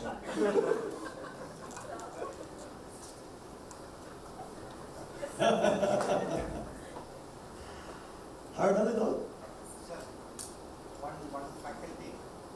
Who's that? Oh my God. I missed a faculty. Who's that? Oh my God. I teach here sometimes, yes. I'm a curious guy. I'm a Tamil guy, born and brought up in Calcutta. You can't put me in South, you can't put me in East, you can't put me anywhere. So I lived all my life in Calcutta, then in Pune for 20 years. And I teach human resource management and also help. As I said, I don't do any work, although I only help them to do their work. I don't do any work at all. I'm absolutely useless. Okay. But whenever I find time, I do teach. So you can always reach up to me. As I said, as Pramod said, we are a very egalitarian college.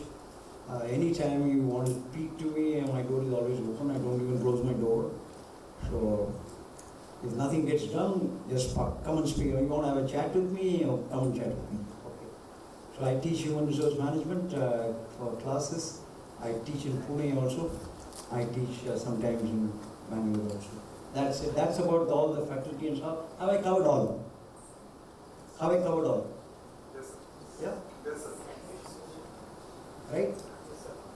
And I think as far as the students are concerned, there will be a self-presentation where the placement cell will make a presentation to you sometime during maybe tomorrow, day after tomorrow. All the cells will be making a presentation to you. Listen to them very carefully and you decide for yourself which cell you want to be part of. Okay?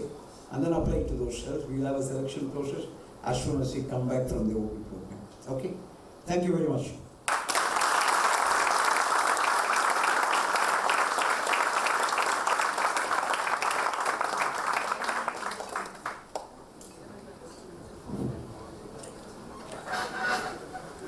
New batch of ISB&Mites. Now it's time for a quick refreshing IT break. We have prepared a delightful spread of snacks, beverage. The mind of the local people, sit and talk, absolutely fine. I just want you guys to think and answer, okay? We will build on it, alright? And no answer is right, no answer is wrong, okay? Have that confidence. No answer is right, no answer is wrong. I'm just trying to set the context for the next one and a half hours, and then we will build on such similar cases, including this, once you are back in the campus after you are outbound. Alright? What do you think? What would you do? Sir, I would convince the people who are saying to shut down the company that... Who would you convince? The people who are revolting against you? Yes, the people who are... What would you do? Sir, I will personally deal with the person who got some... You would, as a CEO of a company, a 10 billion company, would go and personally deal with them? No, sir. Personally, not me. Personally, to that person, with my. Who is that? Somebody, some laborer has, somehow something has happened, and the event has happened. What would you do if you are the CEO of this company? Would you listen to your administrator and tell him, ask him to convey to the crowd which is standing outside or agree to shut down the facility, or do what? I'll first of all arrange an aid for them, for the succumbed person and If their he is family. dead. For their family, in case he's the sole earner. So, in a way, you are letting them think that you are accepting the mistake. No, I'm not accepting the Okay. mistake. I'm just doing it because it's a mishap. It can happen anywhere. Okay. We are just dealing with it, and we are also taking the things very seriously. We are just not letting it go. What happened all these days? This is not the first instance, right? But I joined 4 months back. That's okay. It's your organization. It's your organization. It doesn't matter when you actually got in here. It's all about you as a CEO of an organization. You're responsible for the past events too. Right, but you asked me as a CEO. Please. I just joined 4 months back. So this is the first Okay, mistake. good. This is the way I'm going to deal with it. Good. And that's... Alright, any other points? I need all of you to contribute, please. Even if it is unethical, first deal with the head of the group and ask for his help to convince the people. So you're going to be working with the team which is revolting, ask and negotiate with him? No, I will be asking I will be negotiating with the head, not the whole. In a way, you are agreeing to the misdeeds of the organization, the mistakes of the organization? If they are wrong, we can accept it and work. Who's wrong? The organization or You're the organization, madam. You're the organization. You're the CEO. First of all, I was general. Hang on. Raise your hands, I'll walk around, okay? I want you guys to contribute. Think. As I said, there's nothing called as right or wrong. I'm going to give you lots of such instances in this classroom. I want you guys to think, okay? Yeah, 1 second, I'll come back. First of all, I try to find out why these accidents keep happening. What were you doing all these days? Since I joined 4 months back, I didn't know that any accident had happened 4 months ago. Do you think you would accept if a CEO tells you this? No. If you had been the other side, would you be okay if a CEO tells you that he did not find time to go through the past events? No. Okay, then what would you do? I'm not saying you are wrong, okay? All that I'm saying is I'm making you guys to think, if you are in that situation, what would you do? Alright? That's what the context is. Any more thoughts? First, I will set a team to find the evidence of what happened. Mm-hmm. Investigation. Yes. People are revolting and you're talking about investigation? Go ahead, speak up. Alright. Firstly, I give a monetary term benefit to the person who What would happen if he does that? Any thoughts? What would happen? I'm not saying you're wrong. Don't read me wrong, okay? Because in the first class, I don't want you guys to get biased. Alright? When I question you, it doesn't mean that you're wrong. When I question you, it means that many questions can come up and all of you need to, kind of think, what would happen if you do it? By the way, my English is okay? Yes. All of you are able to follow my English? Yes. Good. What would happen if you look at compensating the individual? As a CEO, if you get to that level, what do you think would happen? Any thoughts? That the group that is against the organization, that will get more furious because we are comparing the life with that money and humanity. Okay, what would happen then? You understand the point? You agree with her? But the people are revolting there. Okay, good. Compensate the people to compensate for the life. Okay. Because it's a responsibility of the person mindset. Okay.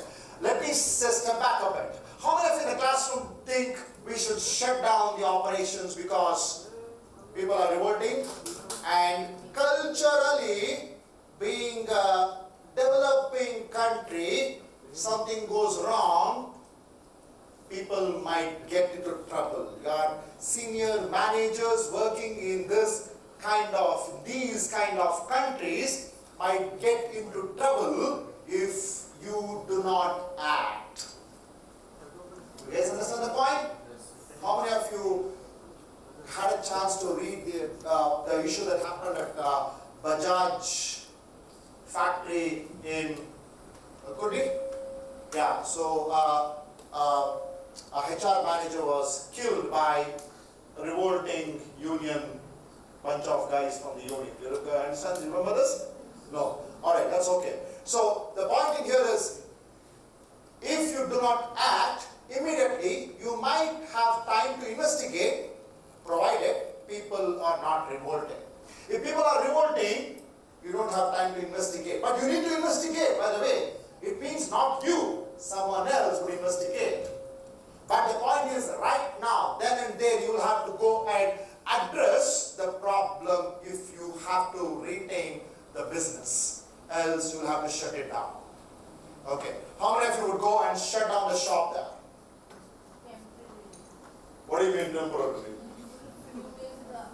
While the revolts are going on and while we investigate the matter and ensure the safety measures to be taken further.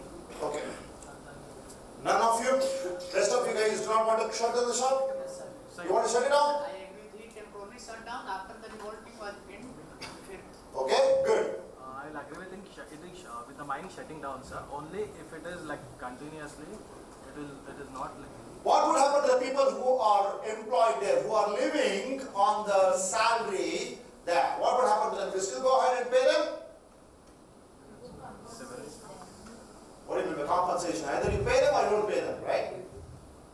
Or you let them go by giving away some money? Which means that you are shutting it down permanently? Then. Any other thoughts? Any other thoughts, please? So, like the first thing is to be like whether the situation is on national level or international level, sir. If it is on international level, to hold a press conference and to let them know we are investigating the issue. At that time, like we can get to know things if we are in the wrong, or it happened naturally, or there has been mishaps in the. So you're trying to say that what you're trying to say is calling up media and telling them that we are not responsible, or it could be something else, might push the situation or mellow down the situation a bit. Is what you're saying? Okay? How many of you agree with it?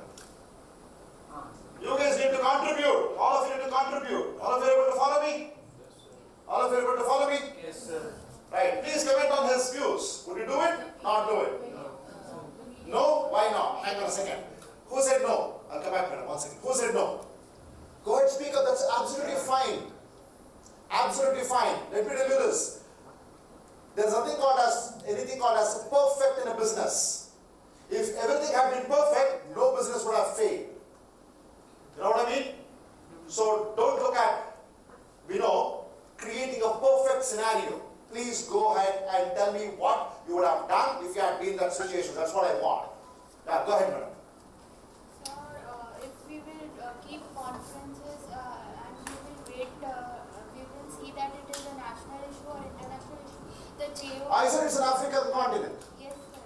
Yeah. Like he said, we will keep a press conference.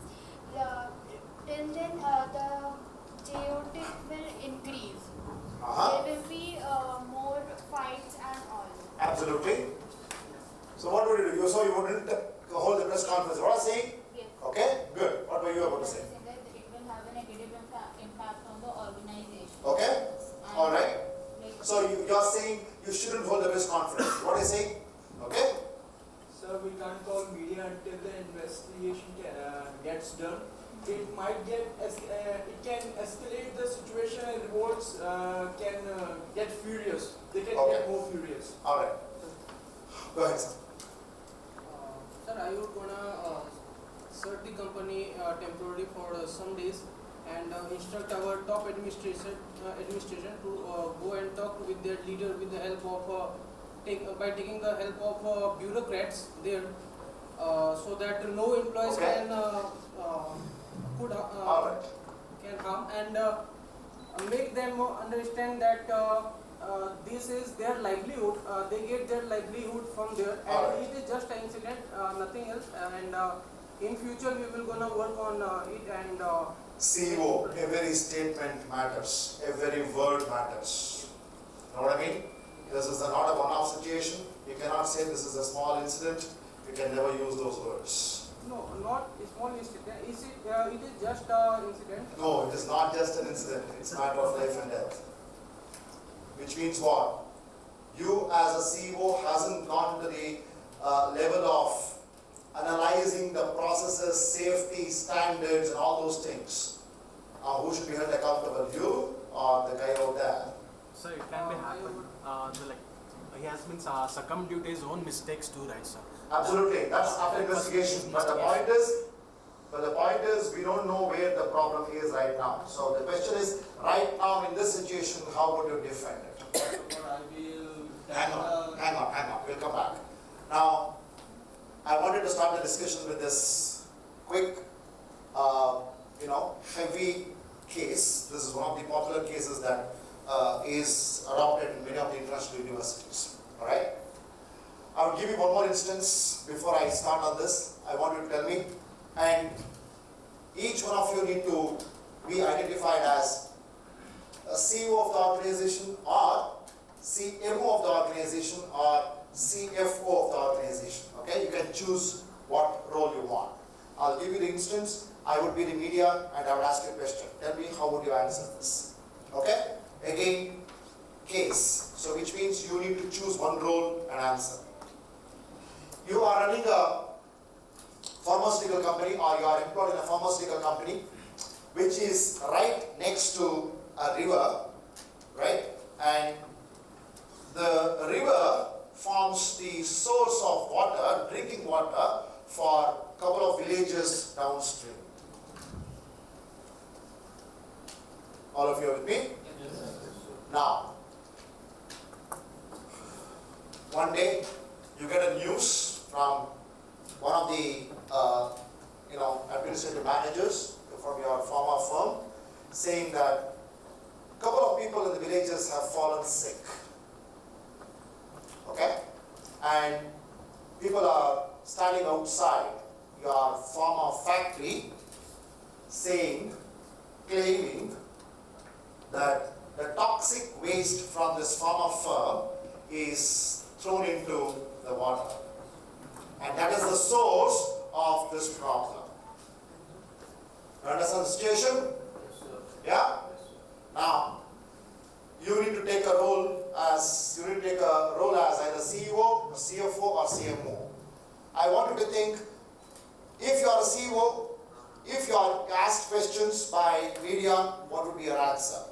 If you are a CMO, if you are asked questions, what would be your answer?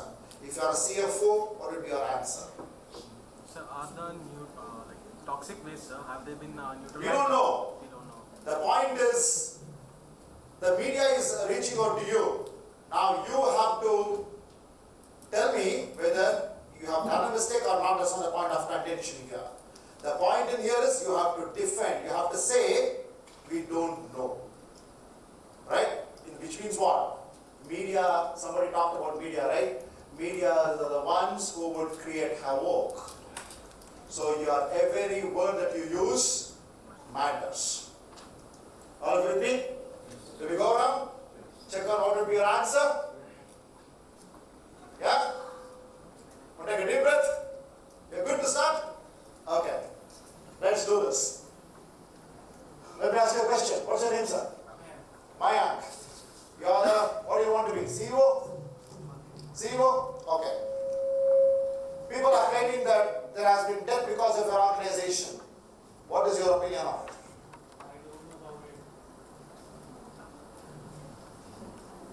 Did you hear that? Would you say that? No. Go ahead. Go ahead. Build on it. Build. Quick. What do you want to be? Firstly, our investigation team is in a process, so after that investigation will get back to you. What is the matter of it? Okay. So what would happen if you are a CMO of the organization? What would happen to your brand till the time investigation happens? How many of you would buy products from a company which has been responsible for so many deaths? Would you still go ahead and buy products from the company? No. What would happen for your organization? Until the thing is not confirmed that the death is occurred from our side. So until that. How would you investigate? If you are a CEO, how would you investigate? Who would you actually go for, take any help for this investigation? Police will be here any moment. It's going to be a political, talk or agenda for political parties to talk about. How would you react in a situation? All right. We were actually given this case way back, and we were made to sit in front of real media, and we were made to answer. All right. I'll tell you what we answered towards the end of this discussion. Now, the point is quite simple. Case studies, you know what a case study is now? What's a case study? What's a case study now? Past events would come to you as a story. Based on what you are learning in the classroom, you have to take the role of one of the characters in that, or the primary character, and take some kind of a judgment. That's what case is all about. You understand? Yes. So we can teach so many things in the class, but few of these elements primarily turn out to be concepts. The best way, globally, internationally, widely accepted mode is I give you a story, I give you a past event, and I would help you, or I would get you guys to go through it, understand what exactly happened. Couple of cases, you would look at what was the decision taken by the specific character in it. In couple of cases, we would expect you to take a decision, and we would build on it in the class. All of you with me? Yes. And the whole course program would be built around these cases. All right? Yes. I will tell you what I would do over a period of time. All right? Now, Rohit? Yes, sir. Yeah. All right. Each one of you would get a paper. Okay? I don't want you guys to talk to your neighbor. And I would have a group activity towards the end. And that is just a one-pager case. Okay? One-pager case. And I will give you about 8 minutes time to go through the case. And I want you guys to go through the case at least twice. Okay? At least twice. Okay, 8 minutes time, maybe about 10 minutes. Each one of you need to go to the case. Back of you have a couple of these white sheets pinned. Okay, that's one thing that you need to avoid. All right, that takes our energy. You know what I mean? Okay. So you'll have to jot down what you would do if you had been in that situation. Okay? And there's a thing called as right or wrong. I'm telling you again this. Okay? There's a thing called as right or wrong. I want your answers. Okay? Go ahead. This is a very, very small case. Please go through it.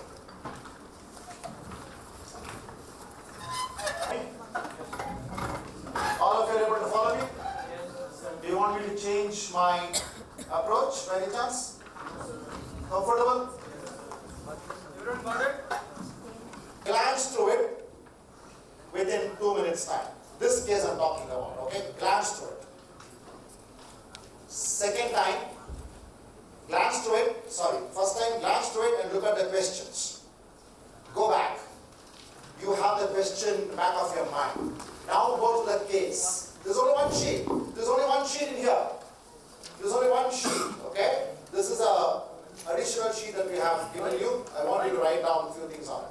So glance through the whole case once.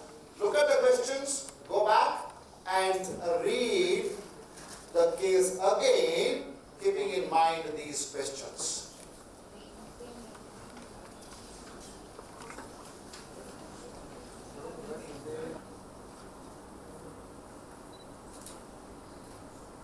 Should we write it down? Okay, let's finish this exercise. Anybody finding it tough? Finding it tough? A bit? Glance through it first. Glance through it. I'll give you a few more tips before we end this session. Glance through it first. If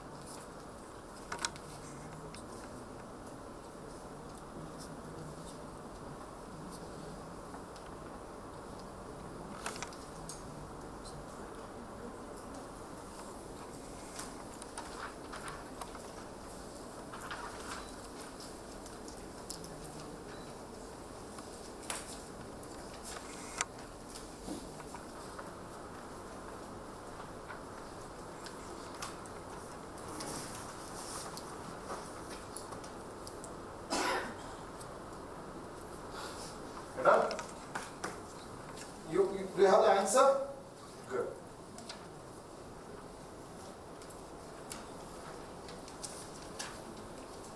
If you want, you can sit. Just for discussion's sake. We can be back here. Okay? Good. I just need your decision, that's it. Okay? Both the cases, tell me your decision. A one-liner answer, simple. Don't try to justify your decision. We will build on it. I just need to, you're done? Very good. Quick, quick, quick. I'm going to be collecting these answer scripts with your name on it. So make sure that you write down the answer. Alright?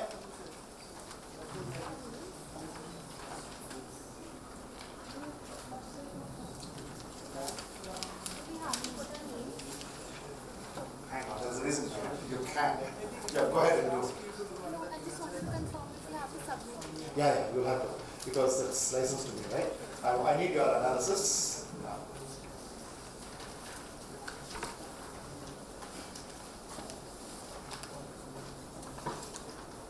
Do not take any pictures because it's specifically licensed to me. And once you guys are back, we would have a couple of more cases licensed to the whole class. Right? This particular case is licensed to me. Don't make it complicated. Put on your answer based on what you think. Simple.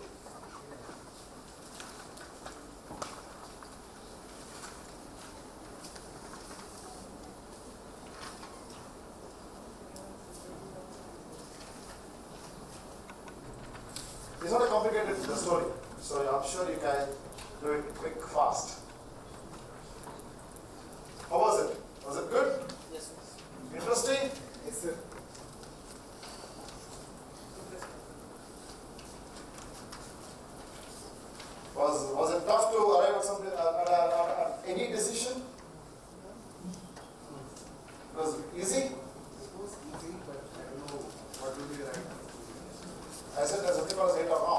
It's all about how will you drill down into this. Yes, madam. You're done? Hang on. Keep it with you. Keep it with you. Quick. I just need a one-liner answer. Yes, sir. He answered yes, okay. But the way you looked at him makes me feel. Okay. Alright. I would give you another maybe about 10 minutes. I want, as a group, I want you to look at the answers that you have put in the sheet. See if there is any variance in the answer, and then you would start the debate. Next 40 minutes would be the debate on this. 30 minutes would be the debate on this. If somebody hasn't answered, I cannot consider him as part of the team. Okay? As I said, this is your involvement that matters in here, not the right or wrong answer. Okay? We're going to be asking lots of questions. Okay? So I want one person from the team to stand up and tell me what would he do or the team would do if they are in that situation. Debate and tell me if there is any variation. Quick, go ahead. As a team, put on your thoughts. Now it's 6:55 in my watch, 7:05, we're going to be reading quick.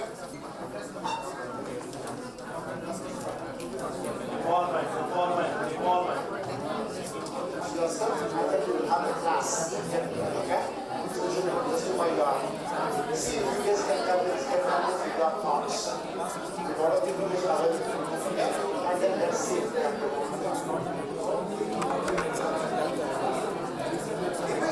debate, discuss.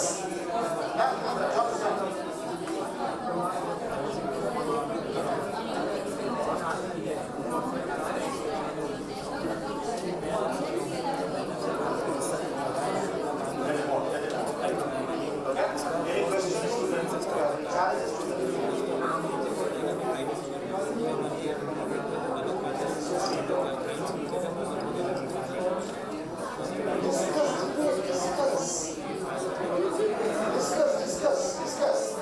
I need one answer from this group.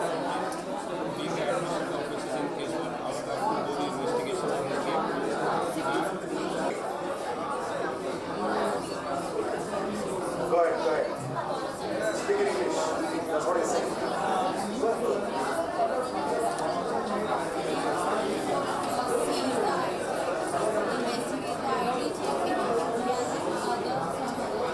I am speaking English. That's what I say.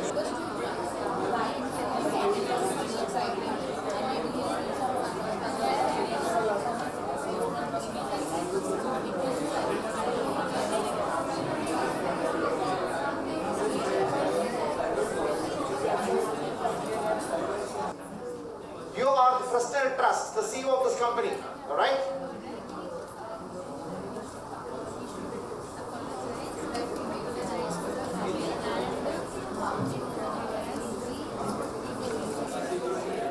Do we need more time?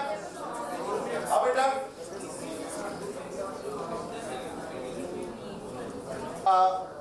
The first or somebody to volunteer, help me understand the story. Who wants to do it? The gist of this case. You want to do it? Yeah, go ahead. Yes, I need you to tell me the gist of the story. Okay? Which means what? What does this case talk about? What is the primary problem, if at all there is any? You know? The reason why I'm using the word problem is there is something called as symptom, there is something called as problem. Know the difference? Symptom is what you experience at some point in time, but that's not the problem. Problem is something that doesn't show off. Alright? You as a CEO, that would not solve the symptom. You solve what? Problem. So the question is, have you identified the problem? Okay, let's see what the problem is. Go ahead, man. What's your name, man? Lavanya, very good. Go ahead. The gist is that there is this 23-year-old employee who's a really, really great performer, and he has done this mistake where he has breached the security policy of the company, where he has sent his mail to get his ex-girlfriend's phone tapped, which is something that should not be done. So the CEO is supposed to take action. Okay. So can I? Yes, go ahead. The next one. Next one. Yeah. Next story. Next story, yes. There's this employee again, he's a great performer. There's this employee who's a great performer again. But every time he gets drunk, he makes possible comments on the female employees. They are all getting uncomfortable as he constantly does that. So one of them has logged a complaint to the HR and the CEO. All of you are able to hear her? Or do you want her, you want her to have a mic? Better? Can you please? That's fine. Yes. No. Do you want her to repeat? Okay, go with the second one, please. With the mic. Okay, so the second situation is that there's this great employee again. He every time he gets drunk at office parties, he just passes on random, uncomfortable comments on female employees every time. So this happened multiple times. So this one time, this female got offended, and she has dropped a complaint or a report, sort of something, either to the CEO or to the HR. So we are supposed to handle it as the CEO. Very good. Okay. What is the decision that you as a team has taken in the first case? In the first case, what we have decided is that we will set up a meeting with the HR representative. As the first employee is a good performer, we cannot just randomly fire him. We will give him a chance and we will try to understand his situation. Of course, this is a security breach, so we cannot just let it go. What is the symptom here? What is the problem here? I mean, if any of you want to raise your hand, help her out, that's fine. Okay. So, you would like to set up a meeting with the HR representative and try and see why this guy is doing this? Right, so that everything is documented. What do you plan to achieve from that? I don't want to fire this employee because he's a good performer. If you don't do it, or you're not sending out a wrong message to the whole organization saying that you can get away with these mistakes the first time? No, but we are, this is his first warning, first mistake. In case Okay. he does it again, we will terminate him and we will keep this documented and we will get him to, sign All right. this. So How many of you would agree with Lavanya? How many of you would not agree with Lavanya? What would you do differently? I find them not because it's a matter of the $60 million and the investment. What $60 million got to do in here? Because it's a bank's assets. So what? Why would you fire this guy? Because they sent a mail to the hackers. What if the guy, legally files a complaint against you? Listen, you guys please be comfortable, okay? So he wants to fire the employee and she wants to actually give a warning to the employee. Alright? Now what would happen if a warning is given? What happens if he is fired? If we give a warning, the wrong message is going to all the employees. Okay? Yeah. Just raise your hand. Go ahead, speak up, speak up. You are which side? This side or this side? Her side, you don't want to sack the guy? You don't want to sack the guy, okay? Go ahead. Don't have a narrow focus. You are a CEO of the company. You need to look at, because you're going to be getting him into your organization. He would become he's from Bangladesh and he would actually become your full-time employee. You are getting a visa for him. Alright? You need to look at the big picture of CEO, not... He is an asset, maybe. He could also be a bad asset. But it is a matter of client privacy policy. Second one, if the mail has gone, alright, now if do you think it could turn out to be a legal issue? Yes. Why do you say so?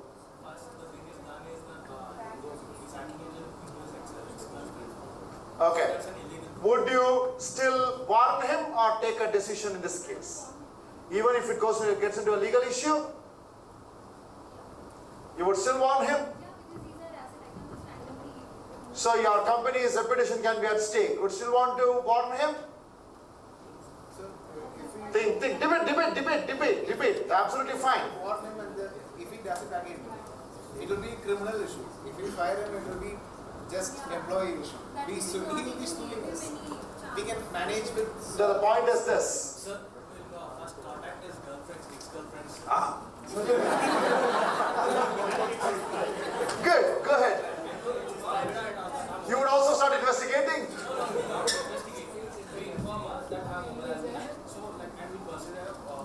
The point is, one important point that you guys are missing.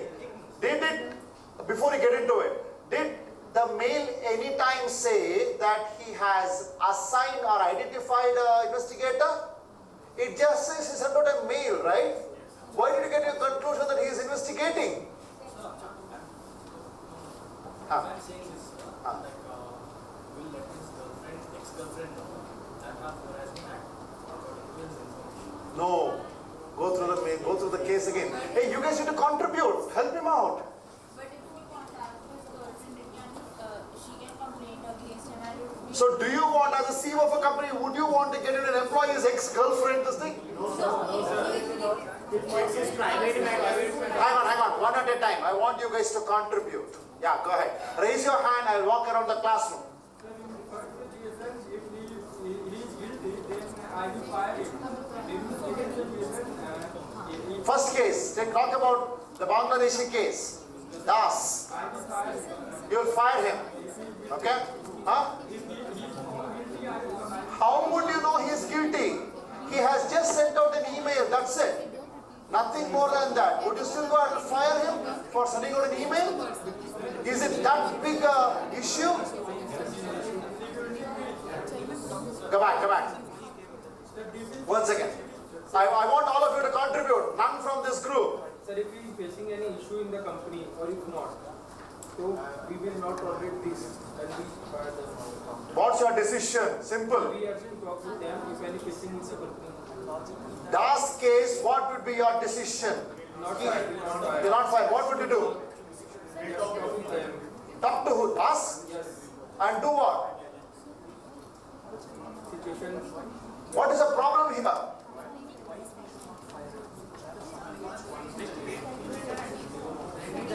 What would you investigate? Shh. Listen. I would go around the classroom, don't worry. What's guilty in here? He has sent out an email, it's black and white.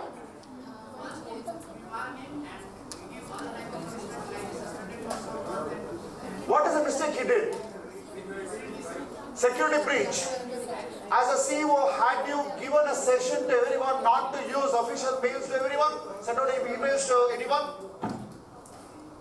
Whose fault is it now? Hang on, I'll come back. Hang on.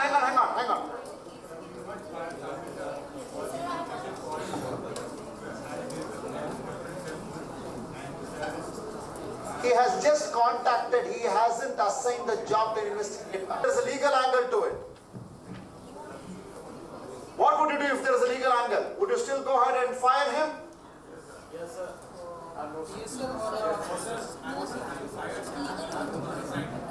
One second, I'll come back. Shh. Listen. Listen, please. Rather than terminating him, we should suspend him for some weeks or some months. Okay, go ahead.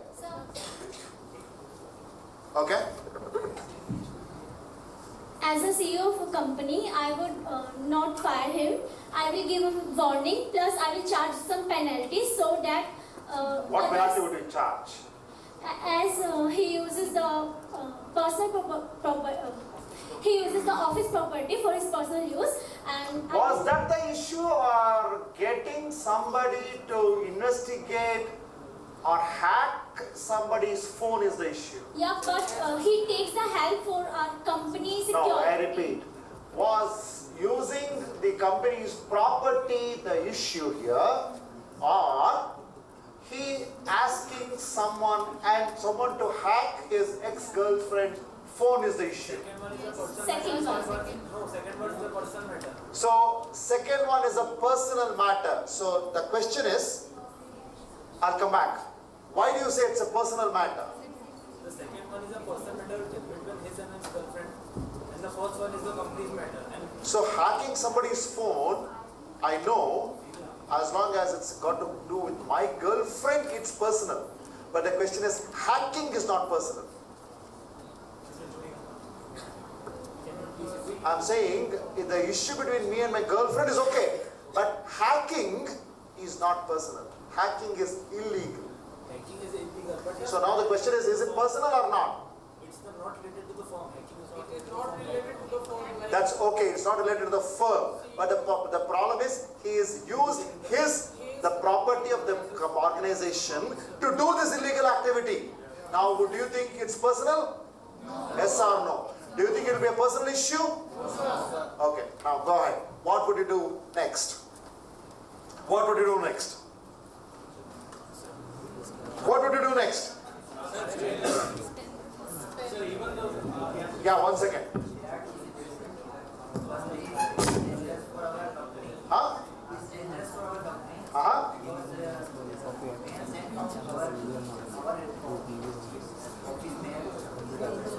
Just live without attending to it.